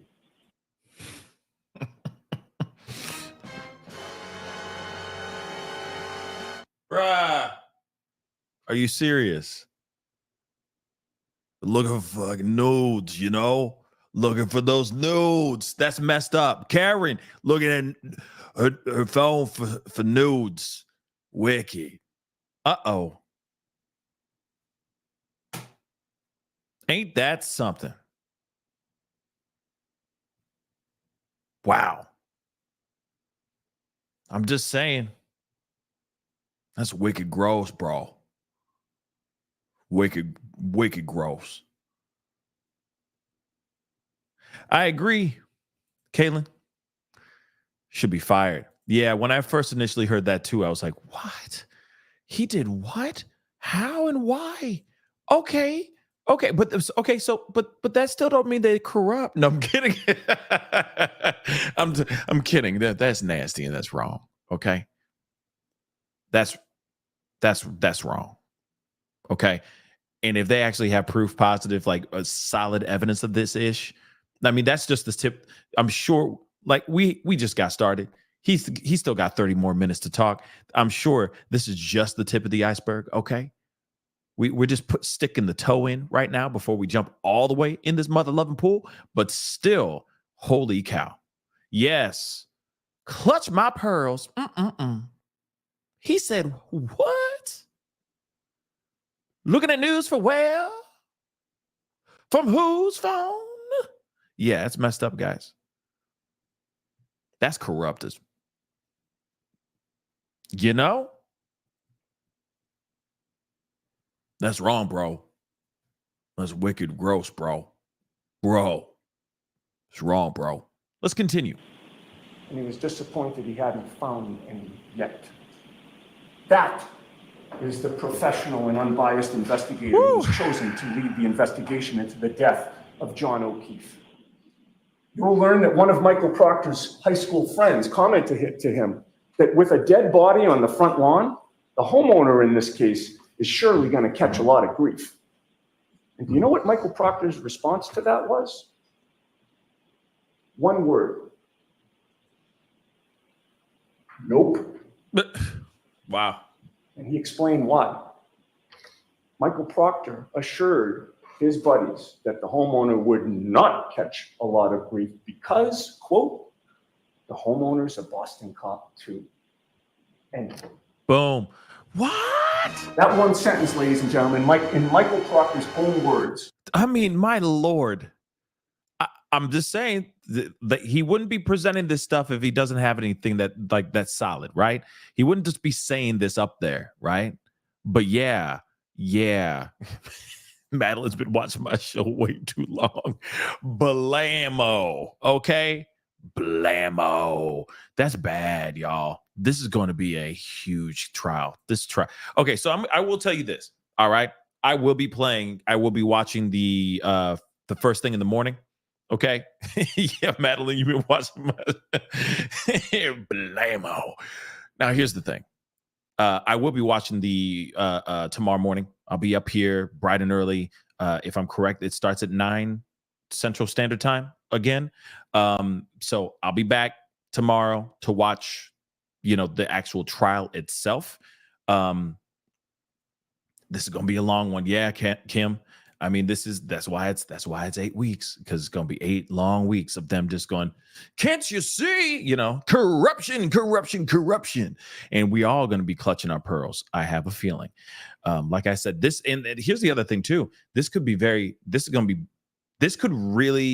be a potentially dangerous for the people of Boston, in the Boston area. This could get very bad. Okay. Especially Canton County and all that. It could get very, very, very, very bad. I hope it doesn't. But if the defense, is able to present solid evidence and present a solid argument, this is going to tear people. It's going to tear people apart. This is going to be tough. And we ain't even done yet. Like I said, he's just dropping bombshell after bombshell. Let's see what else he got, though. He got more. I know he does. You can't tell me he's talking for 29 minutes and 44 seconds, just sitting there saying just one thing. So let's hear what else he got to say. But we're going to be clutching our pearls, I have a feeling. Hamburger. Will explain a lot to you about how this investigation was conducted. You will be able to evaluate whether Trooper Michael Proctor treated Brian Albert and his family differently because of who they are and their relationships between his family and theirs. It's all about connections. We'll evaluate whether this investigation was on the up and up. You will decide, as a result, how valuable or worthless the prosecution's DNA evidence is or is not, in light of who controlled that evidence. You will learn that Michael Proctor's fingerprints are figuratively all over this case. His fingerprints are all over the Commonwealth's evidence. You will learn that Michael Proctor showed up at Karen Reed's parents' house in Dighton to interview her during the afternoon of January 29th, only hours after John O'Keefe's body was found dead on Brian Albert's front lawn. You'll learn that Michael Proctor had her Lexus SUV towed from her parents' home. But you'll also learn that he wrote a search warrant in which he falsified the time that he took that SUV. He swore under oath that the vehicle wasn't towed until 5:30 p.m. But you'll learn that we obtained surveillance footage that he didn't know we would get. And that surveillance footage exposed that Michael Proctor's words in that sworn affidavit were a lie. Michael Proctor had that vehicle for about 90 minutes before he claimed to have taken it. And folks, you will learn that the timing is important, very important. That's the other thing too. So he had the access to the car for a whole 90 minutes before it was actually reported being taken. That is crazy. Okay. This is all damning.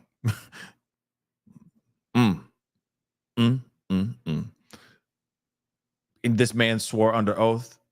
Like, I'm just saying, this is gonna be crazy. Because when John O'Keefe was first found on Brian Albert's front lawn, right, the police thoroughly searched that yard for potential evidence. And it wasn't just one officer or two or three. There were at least 4 officers that searched that front lawn. And this is, of course, during the time when the snow has melted and all that too. Was that around that same time? That's what I want to know as well. And that morning was the beginning of a snowstorm, but there wasn't yet much snow on the ground when they were searching that morning. It was light out by the time they did the search, and it was getting lighter. And during that thorough search of Brian Albert's front lawn, the number of pieces of taillight that were found by a minimum of 4 officers looking for evidence Right. was 0. It was only later in the day, when the snow was really starting to accumulate, that the police miraculously started to find pieces of taillight on the property. The police only started to find pieces of taillight after Michael Proctor had seized Cameron Reed's car. In which he had an extra 90 minutes in his possession. Interesting. They only started to find pieces of taillight after Michael Proctor had possession of her taillight. You'll learn that Trooper Michael Proctor then kept going back to the Albert residence after that day, and he claims to have kept finding pieces of taillight on multiple occasions on multiple different days. And in addition, a good week after John O'Keefe's death, Canton Police Chief Kenneth Berkowitz, an older officer on the brink of retirement with probably not the best eyesight,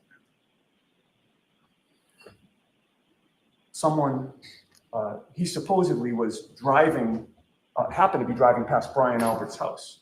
And by the way, Brian Albert is someone with whom Chief Berkowitz is also good friends. And this older man allegedly spotted yet another piece of taillight from his moving vehicle. This was yet another piece of taillight that was somehow missed by the trained specialists who had previously and thoroughly searched the property. Another piece of taillight that Proctor supposedly missed in the many times he went back to the property. Michael Proctor claims that he kept finding pieces of taillight right up until February 18th of 2022, which was nearly 3 weeks after John O'Keefe was found dead on Brian Albert's home. You will learn that there is no competent evidence that Karen Reed's taillight shattered at Brian Albert's property in the early morning hours of January 29th, 2022. To the contrary, you'll learn that when Karen left John at Brian Albert's house, she drove back to John's house on Meadows Ave across town in Canton. At John's home, where he lived with his 2 adopted children, Karen was drifting in and out of sleep, but she woke up for good in a panic sometime around 4 a.m. because John hadn't come home. And that was not like him at all. He had never done that before. Karen had a sinking feeling that something was wrong. Something was seriously wrong. So she got back into her Lexus and she backed up out of the garage to leave the driveway. And when she did, the right rear taillight of her Lexus struck John's parked vehicle in the driveway and her taillight cracked. That was the same taillight that the prosecution now claims was broken outside the Albert residence hours earlier at 12:30 a.m. But we have video evidence that the taillight was actually broken at 5 a.m., many hours after the prosecution needs that taillight to have been broken.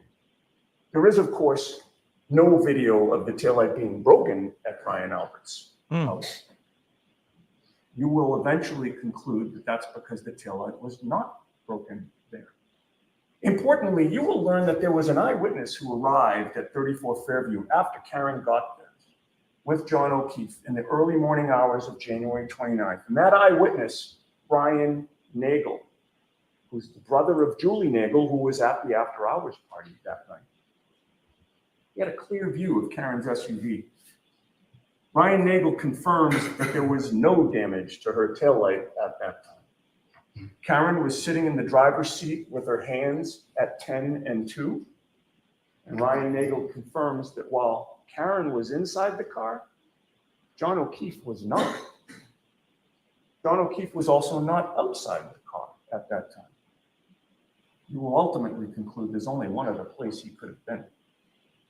Now, going back to that 5 a.m. video from John's driveway, you will see Karen back up her Lexus and strike John's car at about 5 a.m. when she was leaving John's house to go out to look for him. And you will know that she struck his car at 5 a.m. because you will watch that video closely.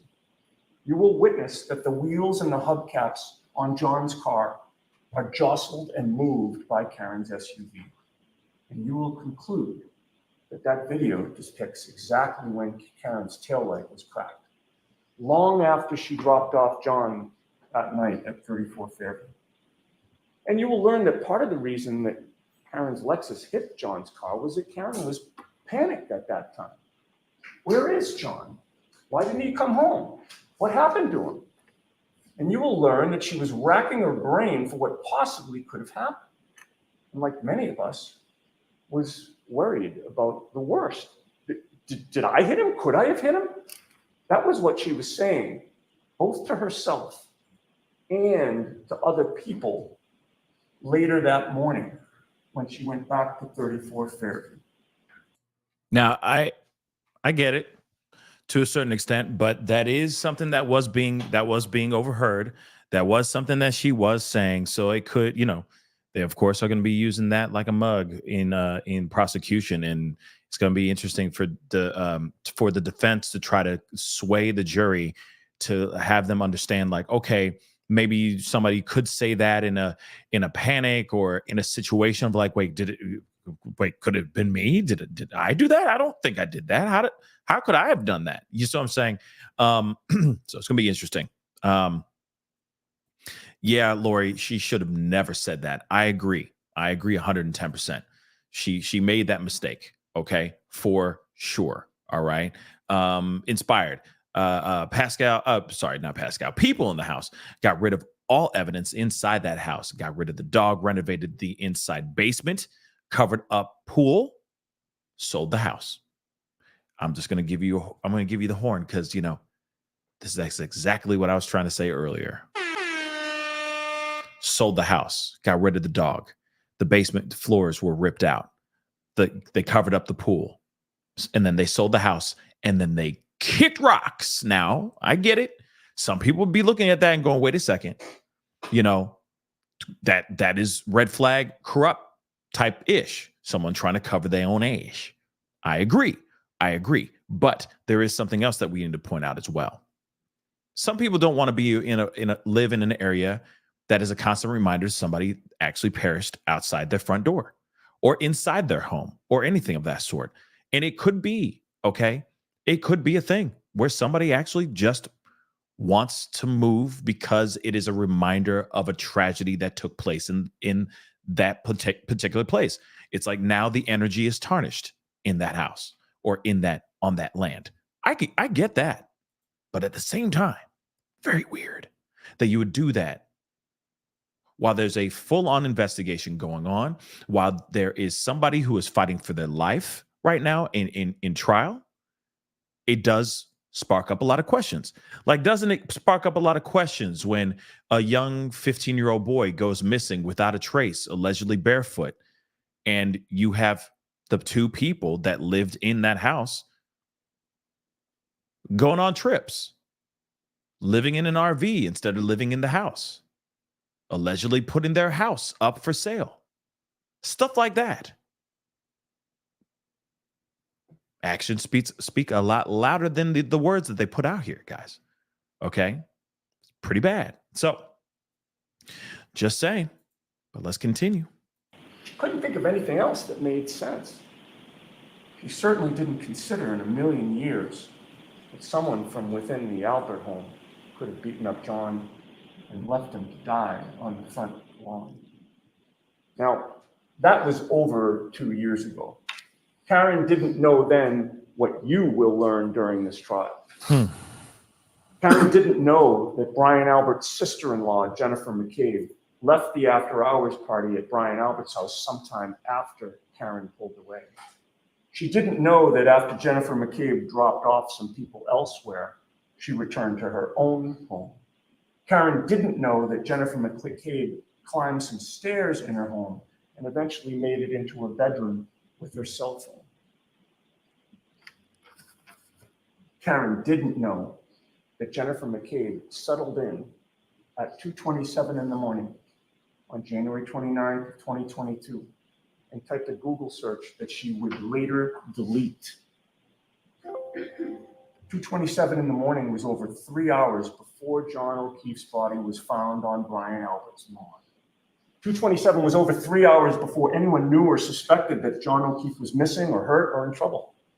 And at 2:27 in the morning, you will learn that with no one watching her, thinking she was alone with her thoughts, not worrying that anyone would know what she was doing, Jennifer McCabe typed in the following Google search: how long to die in the cold? Now, she misspelled the first word, so the actual search was "how long to die in the cold," but you'll get the point. You will ask yourself, why would somebody Google how long does it take for someone to die in the cold, unless that person knew someone who either was in that situation or would be in that situation. You will question during this trial, who was it who actually did die in the cold at some point that night, sometime after Jen McCabe was asking Google for an answer to her question. And you'll learn that the answer to that question was John O'Keefe.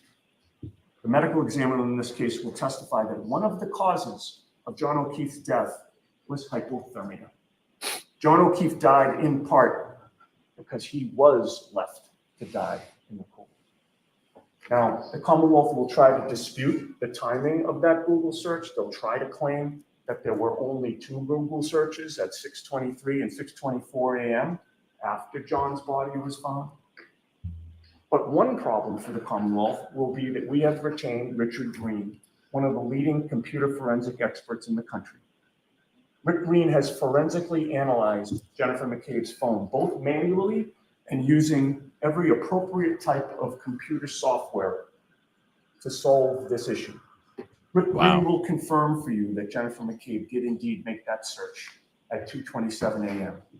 And another problem for the Commonwealth is that you will hear and see other evidence that will confirm that Jennifer McCabe is lying when she denies making that Google search at 2:27 a.m. You will conclude that before she went to bed, if she went to bed that night, Jennifer McCabe wanted to know just how long it would take for someone to die in the cold. And a big question in this trial for you will be, when was John O'Keefe left to die in the cold?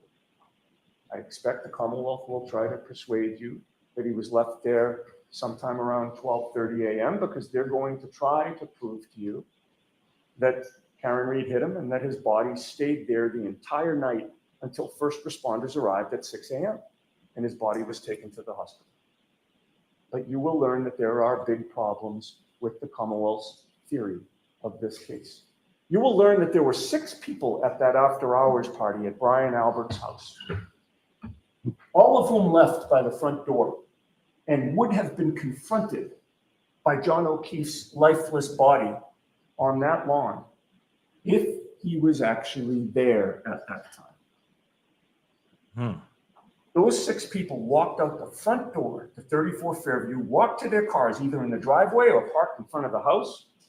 Brian Albert's sister-in-law, Jennifer McCabe, was there. Her husband, Matthew McCabe, was there. ATF federal agent Brian Higgins was there, who was also Brian Albert's friend. Sarah Levinson, a friend of Brian Albert Jr., was there. Julie Nagel, another friend of Brian Albert Jr., was there. And Caitlin Albert, Brian Albert's daughter, was also there. All of them leaving the residence. Each of those people left 34 Fairview in Canton, where Brian Albert lived. Each of them walked out facing the front lawn, where the Commonwealth will tell you that a 6'2", nearly 220-pound big man in dark clothing was sprawled on the front lawn when there was only a dusting of white snow on the ground. He was supposedly sprawled on that lawn, just feet from where these people were walking when they left the residence. And you will learn that not one of these people saw John O'Keefe laying. Not one. I'm sorry. I have to. Hamburger. And like I said, this is getting thicker than a Snicker. This is going to be wild. And you know who else saw no one laying outside in the early morning hours of January 29th? The snowplow driver in charge of plowing the street for the city of Canton. And this is another big problem for the Commonwealth. You will learn that Michael Proctor, here's that name again, wrote a report where he claimed that the DPW supervisor had told him that Fairview Road had not been plowed that night. Proctor's total investigation on this issue consisted of one phone call and no follow-up. He just submitted his report that simply said the road hadn't been plowed that night, and perhaps thinking that no one else would follow up either.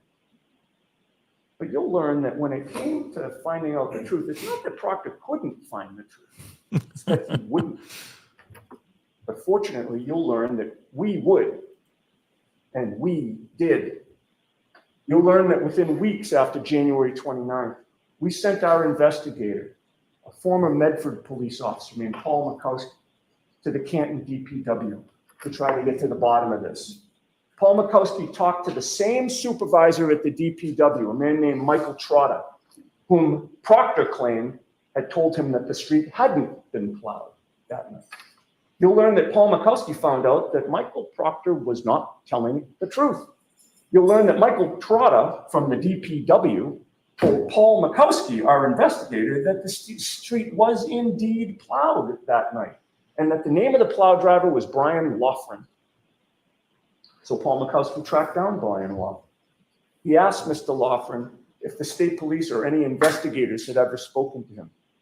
And the answer came back, no.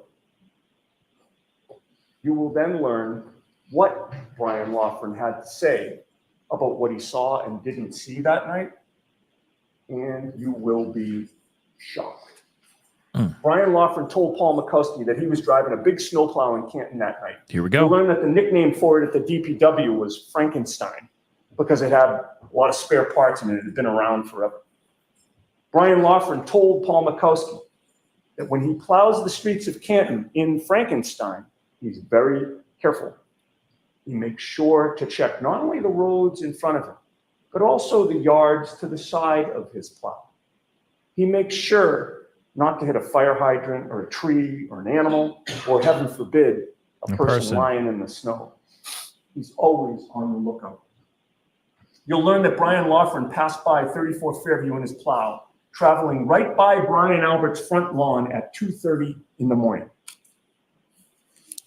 You'll learn that Brian Loughran confirms that at about 2:30, when he went by that house, John O'Keefe was not on that front lawn. So you'll learn that about 2 hours after the Commonwealth claims that Karen Reed somehow incapacitated John O'Keefe, an eyewitness confirms that not only could it not have happened, but it didn't happen. But you'll learn that Brian Loughran also provides some other troubling testimony for the Commonwealth. You'll learn that after making that pass at 2:30 in the morning and seeing no body, he showed up again at the entrance to Fairview Road, intending to make another pass down it with his plow. This time, however, at about 3:30 in the morning, he looked down the street and he saw that parked right next to Brian Albert's front lawn, right in the very area where John O'Keefe's body was later found at 6 a.m., Brian Loughran saw a Ford Edge parked on the side of the road. You will learn that the police have done zero investigation to discover whose Ford Edge that was. You'll learn that members of the Albert family drove Ford Edges. You'll learn that the police to this day claim not to know who was parked right next to the area where John O'Keefe's body was later found. You will learn. Wait. Woo! Okay. Whose Ford Edge is this? Okay, I'm sorry. He coming in with the heat. Hamburger. Okay, let's continue. Dang. So whose Ford Edge is that? Learn that while investigators on this case, including Michael Proctor, completely ignored the snowplow driver who went right by the Albert residence, the defense not only tracked him down and interviewed him, but the plow driver actually took our investigator on a ride back past the residence A ride to along. explain the precise route that he had taken on January 29th. You'll learn that some other curious things were going on in the early morning hours of January 29th. Curious things that the police in this case utterly failed to investigate. For example, after people left the after-hours party at Brian Albert's house on January 29, Brian Albert claimed that he had no contact with anyone but his wife until he was woken up in the morning. But you will learn that he was ultimately confronted by the fact that his phone records revealed that he had actually placed a phone call to ATF agent Brian Higgins, his friend, the same friend who had been at his house earlier that night. And that was at 2:22 in the morning. You'll learn that Brian Higgins called him back 17 seconds later, and they connected 22 seconds on their cell phones. You'll be asked to consider just how long 22 seconds is and what could be said and discussed during that long of a phone call. You will consider that phone call in the context of the other curious things that were going on during the early morning hours of January 29th. You will learn about the following in chronological order. Okay. 2:12 a.m., Jennifer McCabe arrives at her home. 2:22 a.m., Brian Albert calls Brian Higgins. 2:22 a.m., 17 seconds later, Higgins calls him back, and Brian Albert and Brian Higgins are on the phone together for 22 seconds. 2:23 a.m., Jennifer McCabe climbs the stairs to her bedroom. 2:27 a.m., Jennifer McCabe searches on Google how long to die in the cold. Wow. See, this is how you do an opening statement.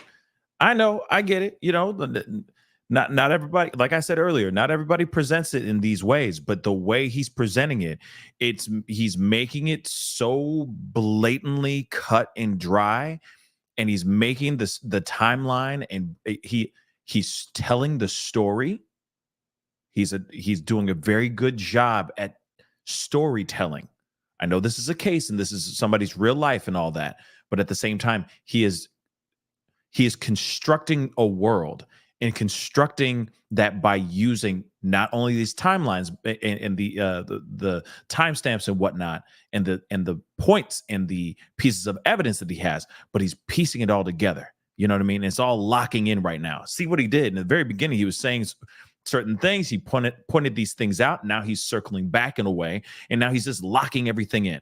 Okay, this is when this went down. This is when this went down. So on and so forth. Let me explain to you how corrupt these people are and how deeply connected they are. Then he brings all those people back. You see what I'm saying? It's very, very, very good. It's a very good job. Not, you're going to see some people doing this thing and talking about this. And we got witnesses coming in to talk about this, that, and the third. And we got another fact that I want to let you know, and blah, blah, blah. No one cares. You need to break it down so it's digestible for the person that's listening. You got an 8-week trial here, 6 to 8 week trial. This is going to be a long trial, and there's a lot to dissect. And you need to make sure that jury is with you the entire way. So yes, not only do you need to have it somewhat captivating, but it has to be understood. You have to understand it. Like I said, the prosecution's opening statements, it was kind of like, there it is. See all that? Yep. See that ish that's on the wall? We're going to talk about all that. Mm-hmm. Right there. Yep. You can talk about that and a little bit of that, and that stuff in there, and then that stuff down there. All right? Cool. My name's Lolly. See you soon. And then he comes up and he's like, here, I'm going to tell you a story. I'm going to break it all the way down to you. It's very interesting. He started off with saying, Karen Reed was framed. People are going to start listening. Explain to me how she was framed.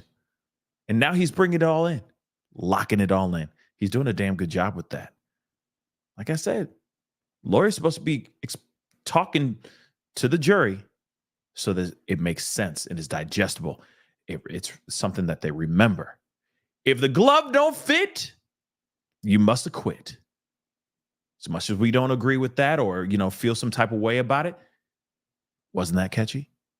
You don't think that was something that was swimming around in everybody's minds? Digestible. Sticks to the ribs. And this is exactly what Yannetti's doing right here, too. I know he's not doing the, if the glove don't fit, you must acquit type thing, but he is making it very clear what he's coming in here for. And he's locking it all in so that we're all sitting there going, oh, damn. Oh, my God. It's a damn good job. Let's continue. We got more. 2:30 a.m. Plow driver Brian Laughlin confirms there was no body on Brian Albert's front lawn. 3:30 a.m. Brian Laughlin confirms that a Ford Edge was parked right where John O'Keefe's body was later found. The Commonwealth will not be able to successfully dispute any of those facts, yet I expect that they will persist in asking you to convict Karen Reed anyway. You will learn that there are other major problems with the Commonwealth's theory. You'll learn that when John O'Keefe was found, he did not look like he had been hit by a car. You'll learn that he looked to have been attacked and beaten up. You'll learn that John O'Keefe was a large 6'2" man who, if positioned behind a Lexus SUV, would have had his torso completely exposed to the rear of that vehicle, including to the taillight. He's not wrong with that. This is the only part that I'm sitting there going like, how does this make sense? The bruising, the how his body was, how his body was bruised, etc. Right? The scrapes, the cuts, the bruises, etc. They do not look like something that would have been from a large Lexus SUV. It just doesn't make any sense. That's one of the reasons why I'm like, hey, that part is not mathing for me. How does his body say he got hit by a car if his body doesn't say he was hit by a car? He's right. His full torso would have been showing something completely different. We would have seen bruises all over his body, and we haven't seen nothing like that. It's weird. You'll learn that no part of his torso was injured. There was no bruising, no ridges, no scratches, no punctures. You'll learn that his chest and hips and legs were pristine, despite the Commonwealth's contention that he was hit by a 6,000-pound vehicle. The evidence will show that what was not pristine was his right arm. You will take one look at that arm, and you will conclude that a car did not cause those injuries. The injuries to John O'Keefe's arm appear to be consistent with scratch marks and claw marks, marks that make it look as though an animal had attacked his arm. But you won't have to rely just on your common sense when you look at those photos. You'll hear from an expert forensic pathologist who is world-renowned, who has personally conducted thousands of autopsies.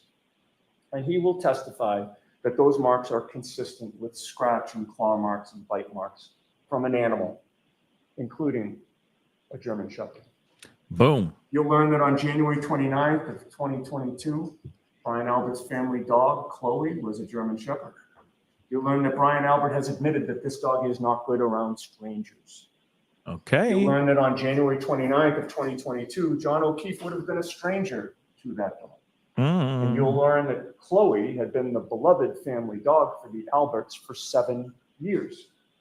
Until suddenly he just disappears out of nowhere and no one knows where this dog is. Yeah.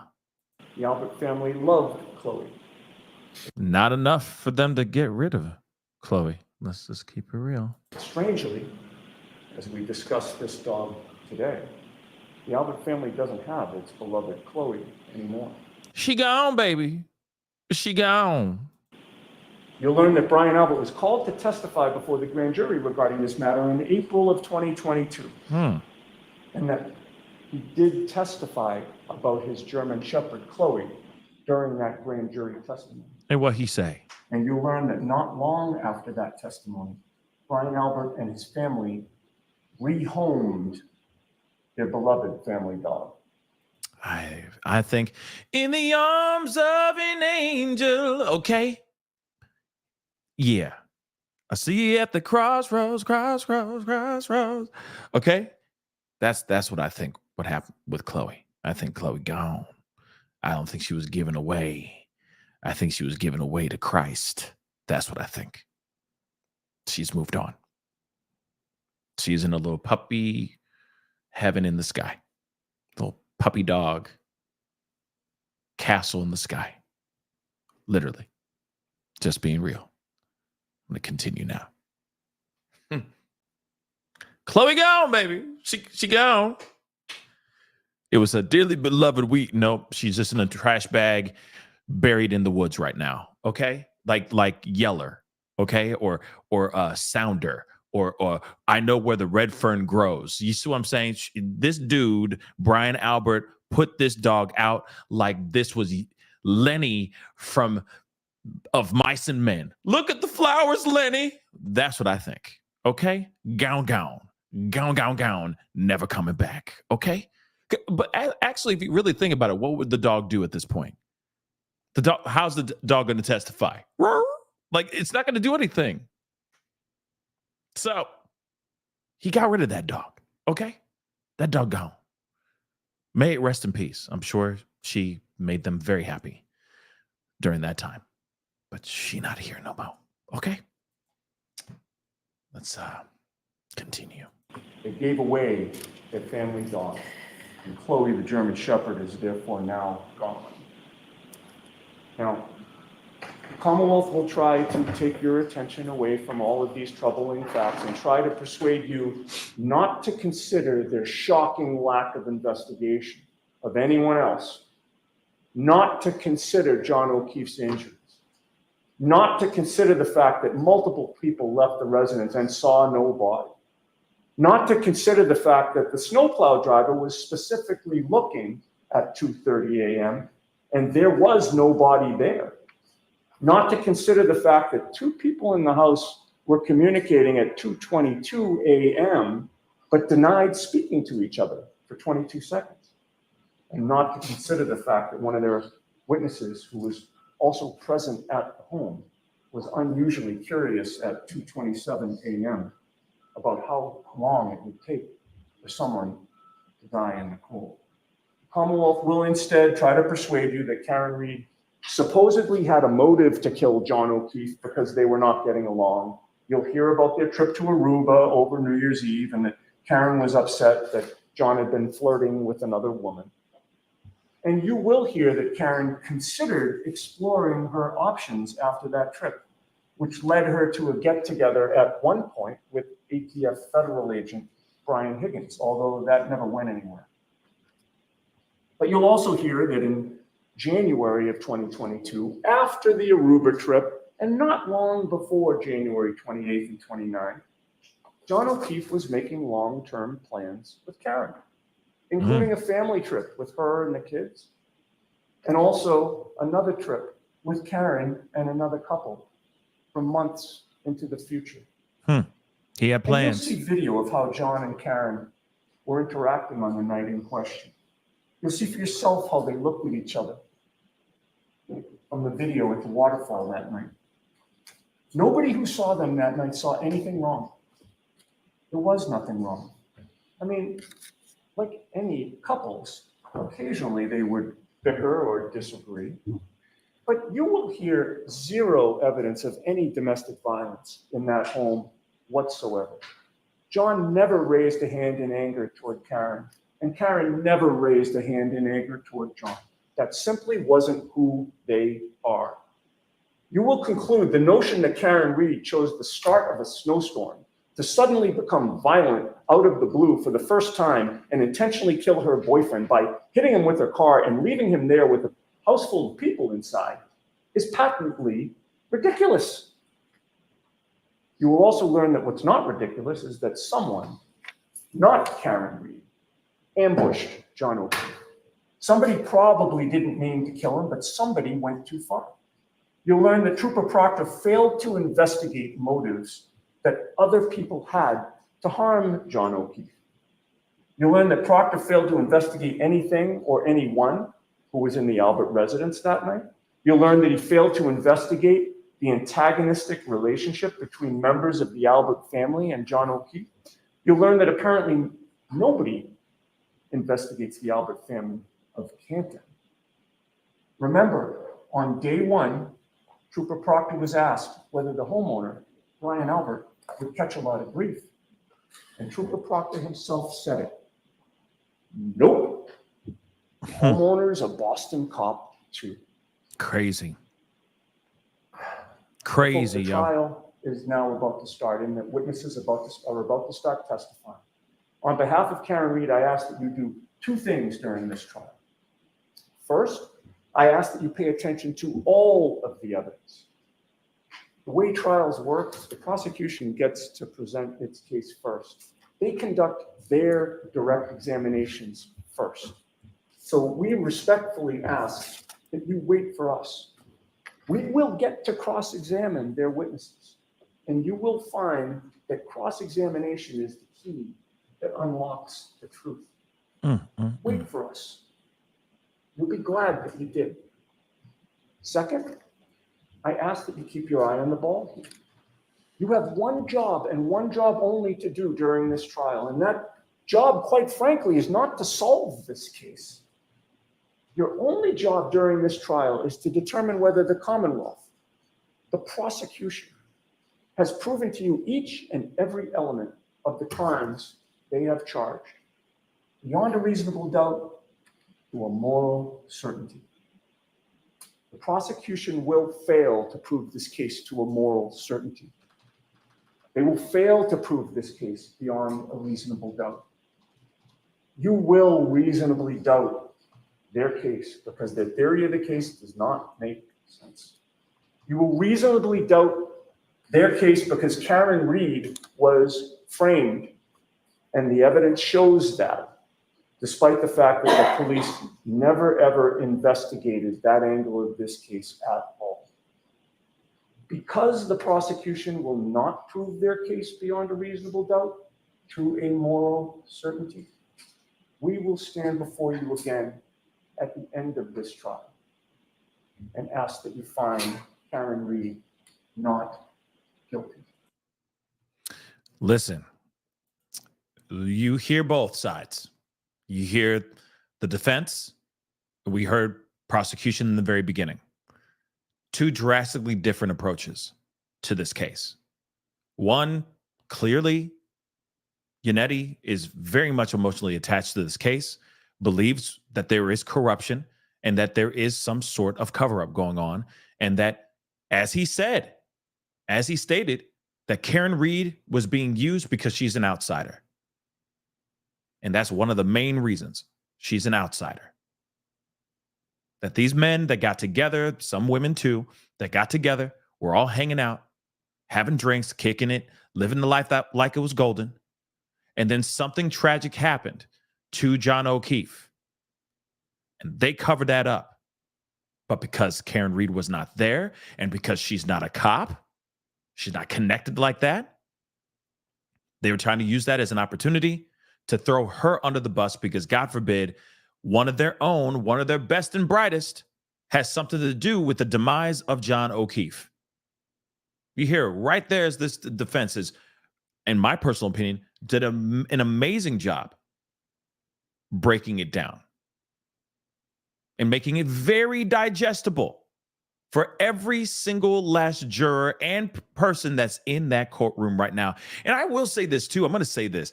My heart breaks for John O'Keefe's family because regardless, that is a family that is absolutely broken right now for sure. And also the Reed family too. If she didn't have anything to do with this, my heart breaks for them. Because if there is corruption going on and that there was a cover-up that happened here, that means there is somebody out there free as a bird that should be actually in trial right now. Not Karen Reed. That's if this is absolutely 110% true. Now, one of the things that the defense has to do, their job is to present reasonable doubt. I'm telling you right now, it's a pretty damn good job so far. But again, we still got 6 to 8 more weeks of all of this. Evidence, information, the key witnesses, etc. Experts that are going to be coming up on both sides of this argument. It's going to be fascinating. Because you got prosecution, all they have to do is eliminate that reasonable doubt in the jury. That she did this. Oh, she did this, and we got proof. And here it is. Here's all of it. It's not a very big hill to climb, to be really honest. They just need to lean on the facts that they have, etc. Bring in those key witnesses, let them yap, and then they leave it up to the jury. As long as they present a strong narrative, the person or the team that's going to have a much bigger hill to climb is defense, is Karen Reed's team. They have quite a hill to climb to show proof positive that there is corruption and that this would bring in reasonable doubt on if Karen Reed did back into or run over John O'Keefe. Still a big hill. It doesn't matter how much information they have received or that they're going to present here showing corruption. It's going to be a thing, a question on if it presents reasonable doubt in the case for Karen. And if that can exonerate her. Will it be enough to exonerate her? That is the main question. And I will say this too. They presented it. I mean, what they presented, man, I'm like, wow, you saw me. I was dropping this a lot. Okay. Because it's a lot of that. You heard prosecution. It's kind of like, it's very clinical. Okay. It's very clinical. Okay. We got this, we got that. She was here at this time. There was that at this time. We have proof to show that the text message, or not the text message, but the Google search of how long does it take for someone to perish in the snow, was done after, was done during the time that they found John O'Keefe in the snow, so on and so forth. But there's still a bunch of other things that the prosecution is going to be presenting. But the thing is now it's going to be a matter of if the defense can actually present those pieces of evidence that go against, that contradict what the prosecution's put out, showing for a fact that there is corruption. You see what I'm saying? Because the information that prosecution in the state has gotten, they have to show that. Okay? They have to show, okay, this is all the information that we have as far as that goes. But then now Yannetti and their team, his team, has to present that there is corruption, that these timestamps, etc., are fabricated. That is a big hill to climb. It's a big hill to climb. Then on top of that, you got people, Snowplow guy, you got all these other people, okay? You have all these other people as well, eyewitnesses, etc., saying that they did not see anybody, no bodies in the front lawn. That's wild. That's wild. People who, if my memory is correct, that were at this event, at this party, at this little after party, saying that they didn't see anybody outside on the lawn, where he says, sure, it was snowing, but it wasn't snowing like that. It wasn't like it was feet of snow within minutes. It was just a light dusting of snow. But prosecution and et cetera are trying to make it seem like there was just like some huge amount of snow all over the place. Like I said, it's going to be wild. This is going to be crazy. This is going to be a crazy, crazy trial. Because I'm really actually fascinated to see how Yannetti and the defense are going to be able to present corruption. Will they be able to successfully show corruption and show reasonable doubt and show for a fact that these officers were working together to destroy Karen Reed because she ain't one of them? Like I said, it's a big ass hill to climb, y'all. That is a big, huge climb, or big, huge hill to climb. That's what I'm trying to say. Okay. Pretty wild. So, from my understanding, I'm trying to figure out what time it actually starts tomorrow. The trial. I wanted to show you guys the obviously the opening statements, because I feel like it just shuts such a certain vibe from both of them. You know, we watched the Johnny Depp trial ad nauseum, okay? But we saw the opening and closing statement. We saw from beginning and all the way to the end. We saw both those things, how they opened and how they closed, and it was all pretty much the same demeanor. You had Johnny Depp's side, you know, that had more heart, it felt like, than Amber Heard's side, you know? But at the same time, nonetheless, they still presented their cases. And you could see, even when we were watching that at the time, the court of public opinion was swaying pretty hard for Johnny Depp. So now we're looking at this and this trial, and this is big.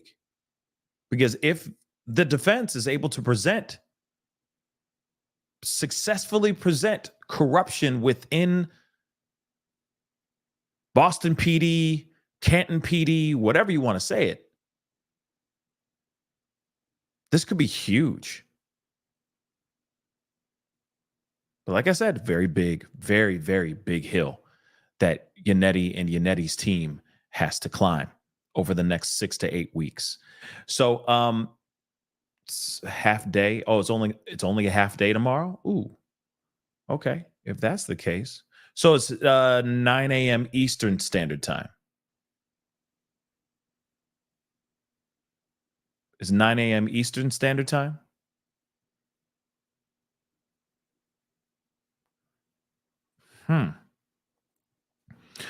You're saying, okay, so Lisa here says 9 here in Massachusetts. Well, thank you. So in other words, it's 8 a.m. Central Standard Time, because I'm Central. So 8 a.m. Okay, cool. Well, then I'll be here. We're going to watch it. We're going to watch it as a family. Okay, only a half day. Are they all half days? Are they all half days? Is every day going to be a half day? Because if every day is a half day, then hell yeah. Rosabeth, thank you so much for how did you get my message update about the KC3? Nope, I did not, but I'll take a look at it when I get a chance. Okay. But thank you so much for the heads up. And, you know, if there's new updates, that'll be interesting. 3 full 2 halves. Okay. Monday, Wednesday, Friday, full days. Tuesdays and Thursdays, half days. Oh, I like that. I like that breakdown. I don't mind that too much. It's a little bit more tangible, right? It's a little bit more digestible even for myself, because, you know, like I said, I'm a busy man, you know? So trying to balance all this, juggle that, and watch this live, woo, it's a whole lot of stuff. But I like that. That's dope. I am with that all day long. Monday, Wednesday, Fridays, full. Tuesdays and Thursdays, half days. That's what's up. Okay. Well, then I'm interested to see what tomorrow brings, right? So I will be on. It looks like it's 8 a.m. my time, so 9 a.m. Central Standard Time. Okay. If I'm correct. Yeah. So I will be on tomorrow morning. I'm gonna make sure I have the thing set up tonight before I turn in, but I will be on tomorrow. We'll watch it together. Okay. Watch the half day together. Okay. So hopefully you guys appreciated the show and all that, but that is the show. Thank you so much for tuning in. Oh, one thing also too, tomorrow evening, 7 p.m. Central Standard Time, I have Chris Dingman back on the show. We're going to be doing some new updates on the Riley Strain case. So be on the lookout for that. That's going to be tomorrow night at 7 p.m. Central Standard Time. Okay. There's some new updates. And he wants to share those updates with all of us. Okay? So please be sure to have that in the back of your brains as well. Anyway, guys, that is the show. I appreciate all y'all for being here. Hit that like button down below. Okay? Please, it helps with the show. It helps get the story out there, so on and so forth. But we are going to be watching Karen Reed tomorrow, the Karen Reed case tomorrow. And we're going to be checking it out in all of its entirety. I can't wait to see it and see what is on and popping. Okay. So I appreciate you guys. Don't forget to hit that subscribe button, hit that follow button. If you're watching on any of my other platforms, Facebook, X, TikTok, Instagram, hit that follow button on all those platforms, please. And thank you. Okay. Support the channel. If you're watching on YouTube, hit that join button down below. You can also support by going to patreon.com/the Pascal Show. That'd be greatly appreciated. But I'll be back on tomorrow morning, bright and early, sharing some coffee with you guys as we watch the trial. As we watch the Karen Reed trial. It's going to be really, really crazy. Okay. But anyway, guys, I will be talking to you guys very, very soon. Much love to you guys. I appreciate all y'all for being here. Okay. A new update. It is not Sebastian. Allegedly. Okay. But I appreciate you guys. See you guys tomorrow morning, 8 a.m. Central Standard Time, 9 a.m. Eastern Standard Time. We'll be live watching Karen Reed. All right. Much love to you guys. It's time to get going. Be good to yourselves. Be good to one another. See you guys very, very soon. This is the Pascal Show. Bye.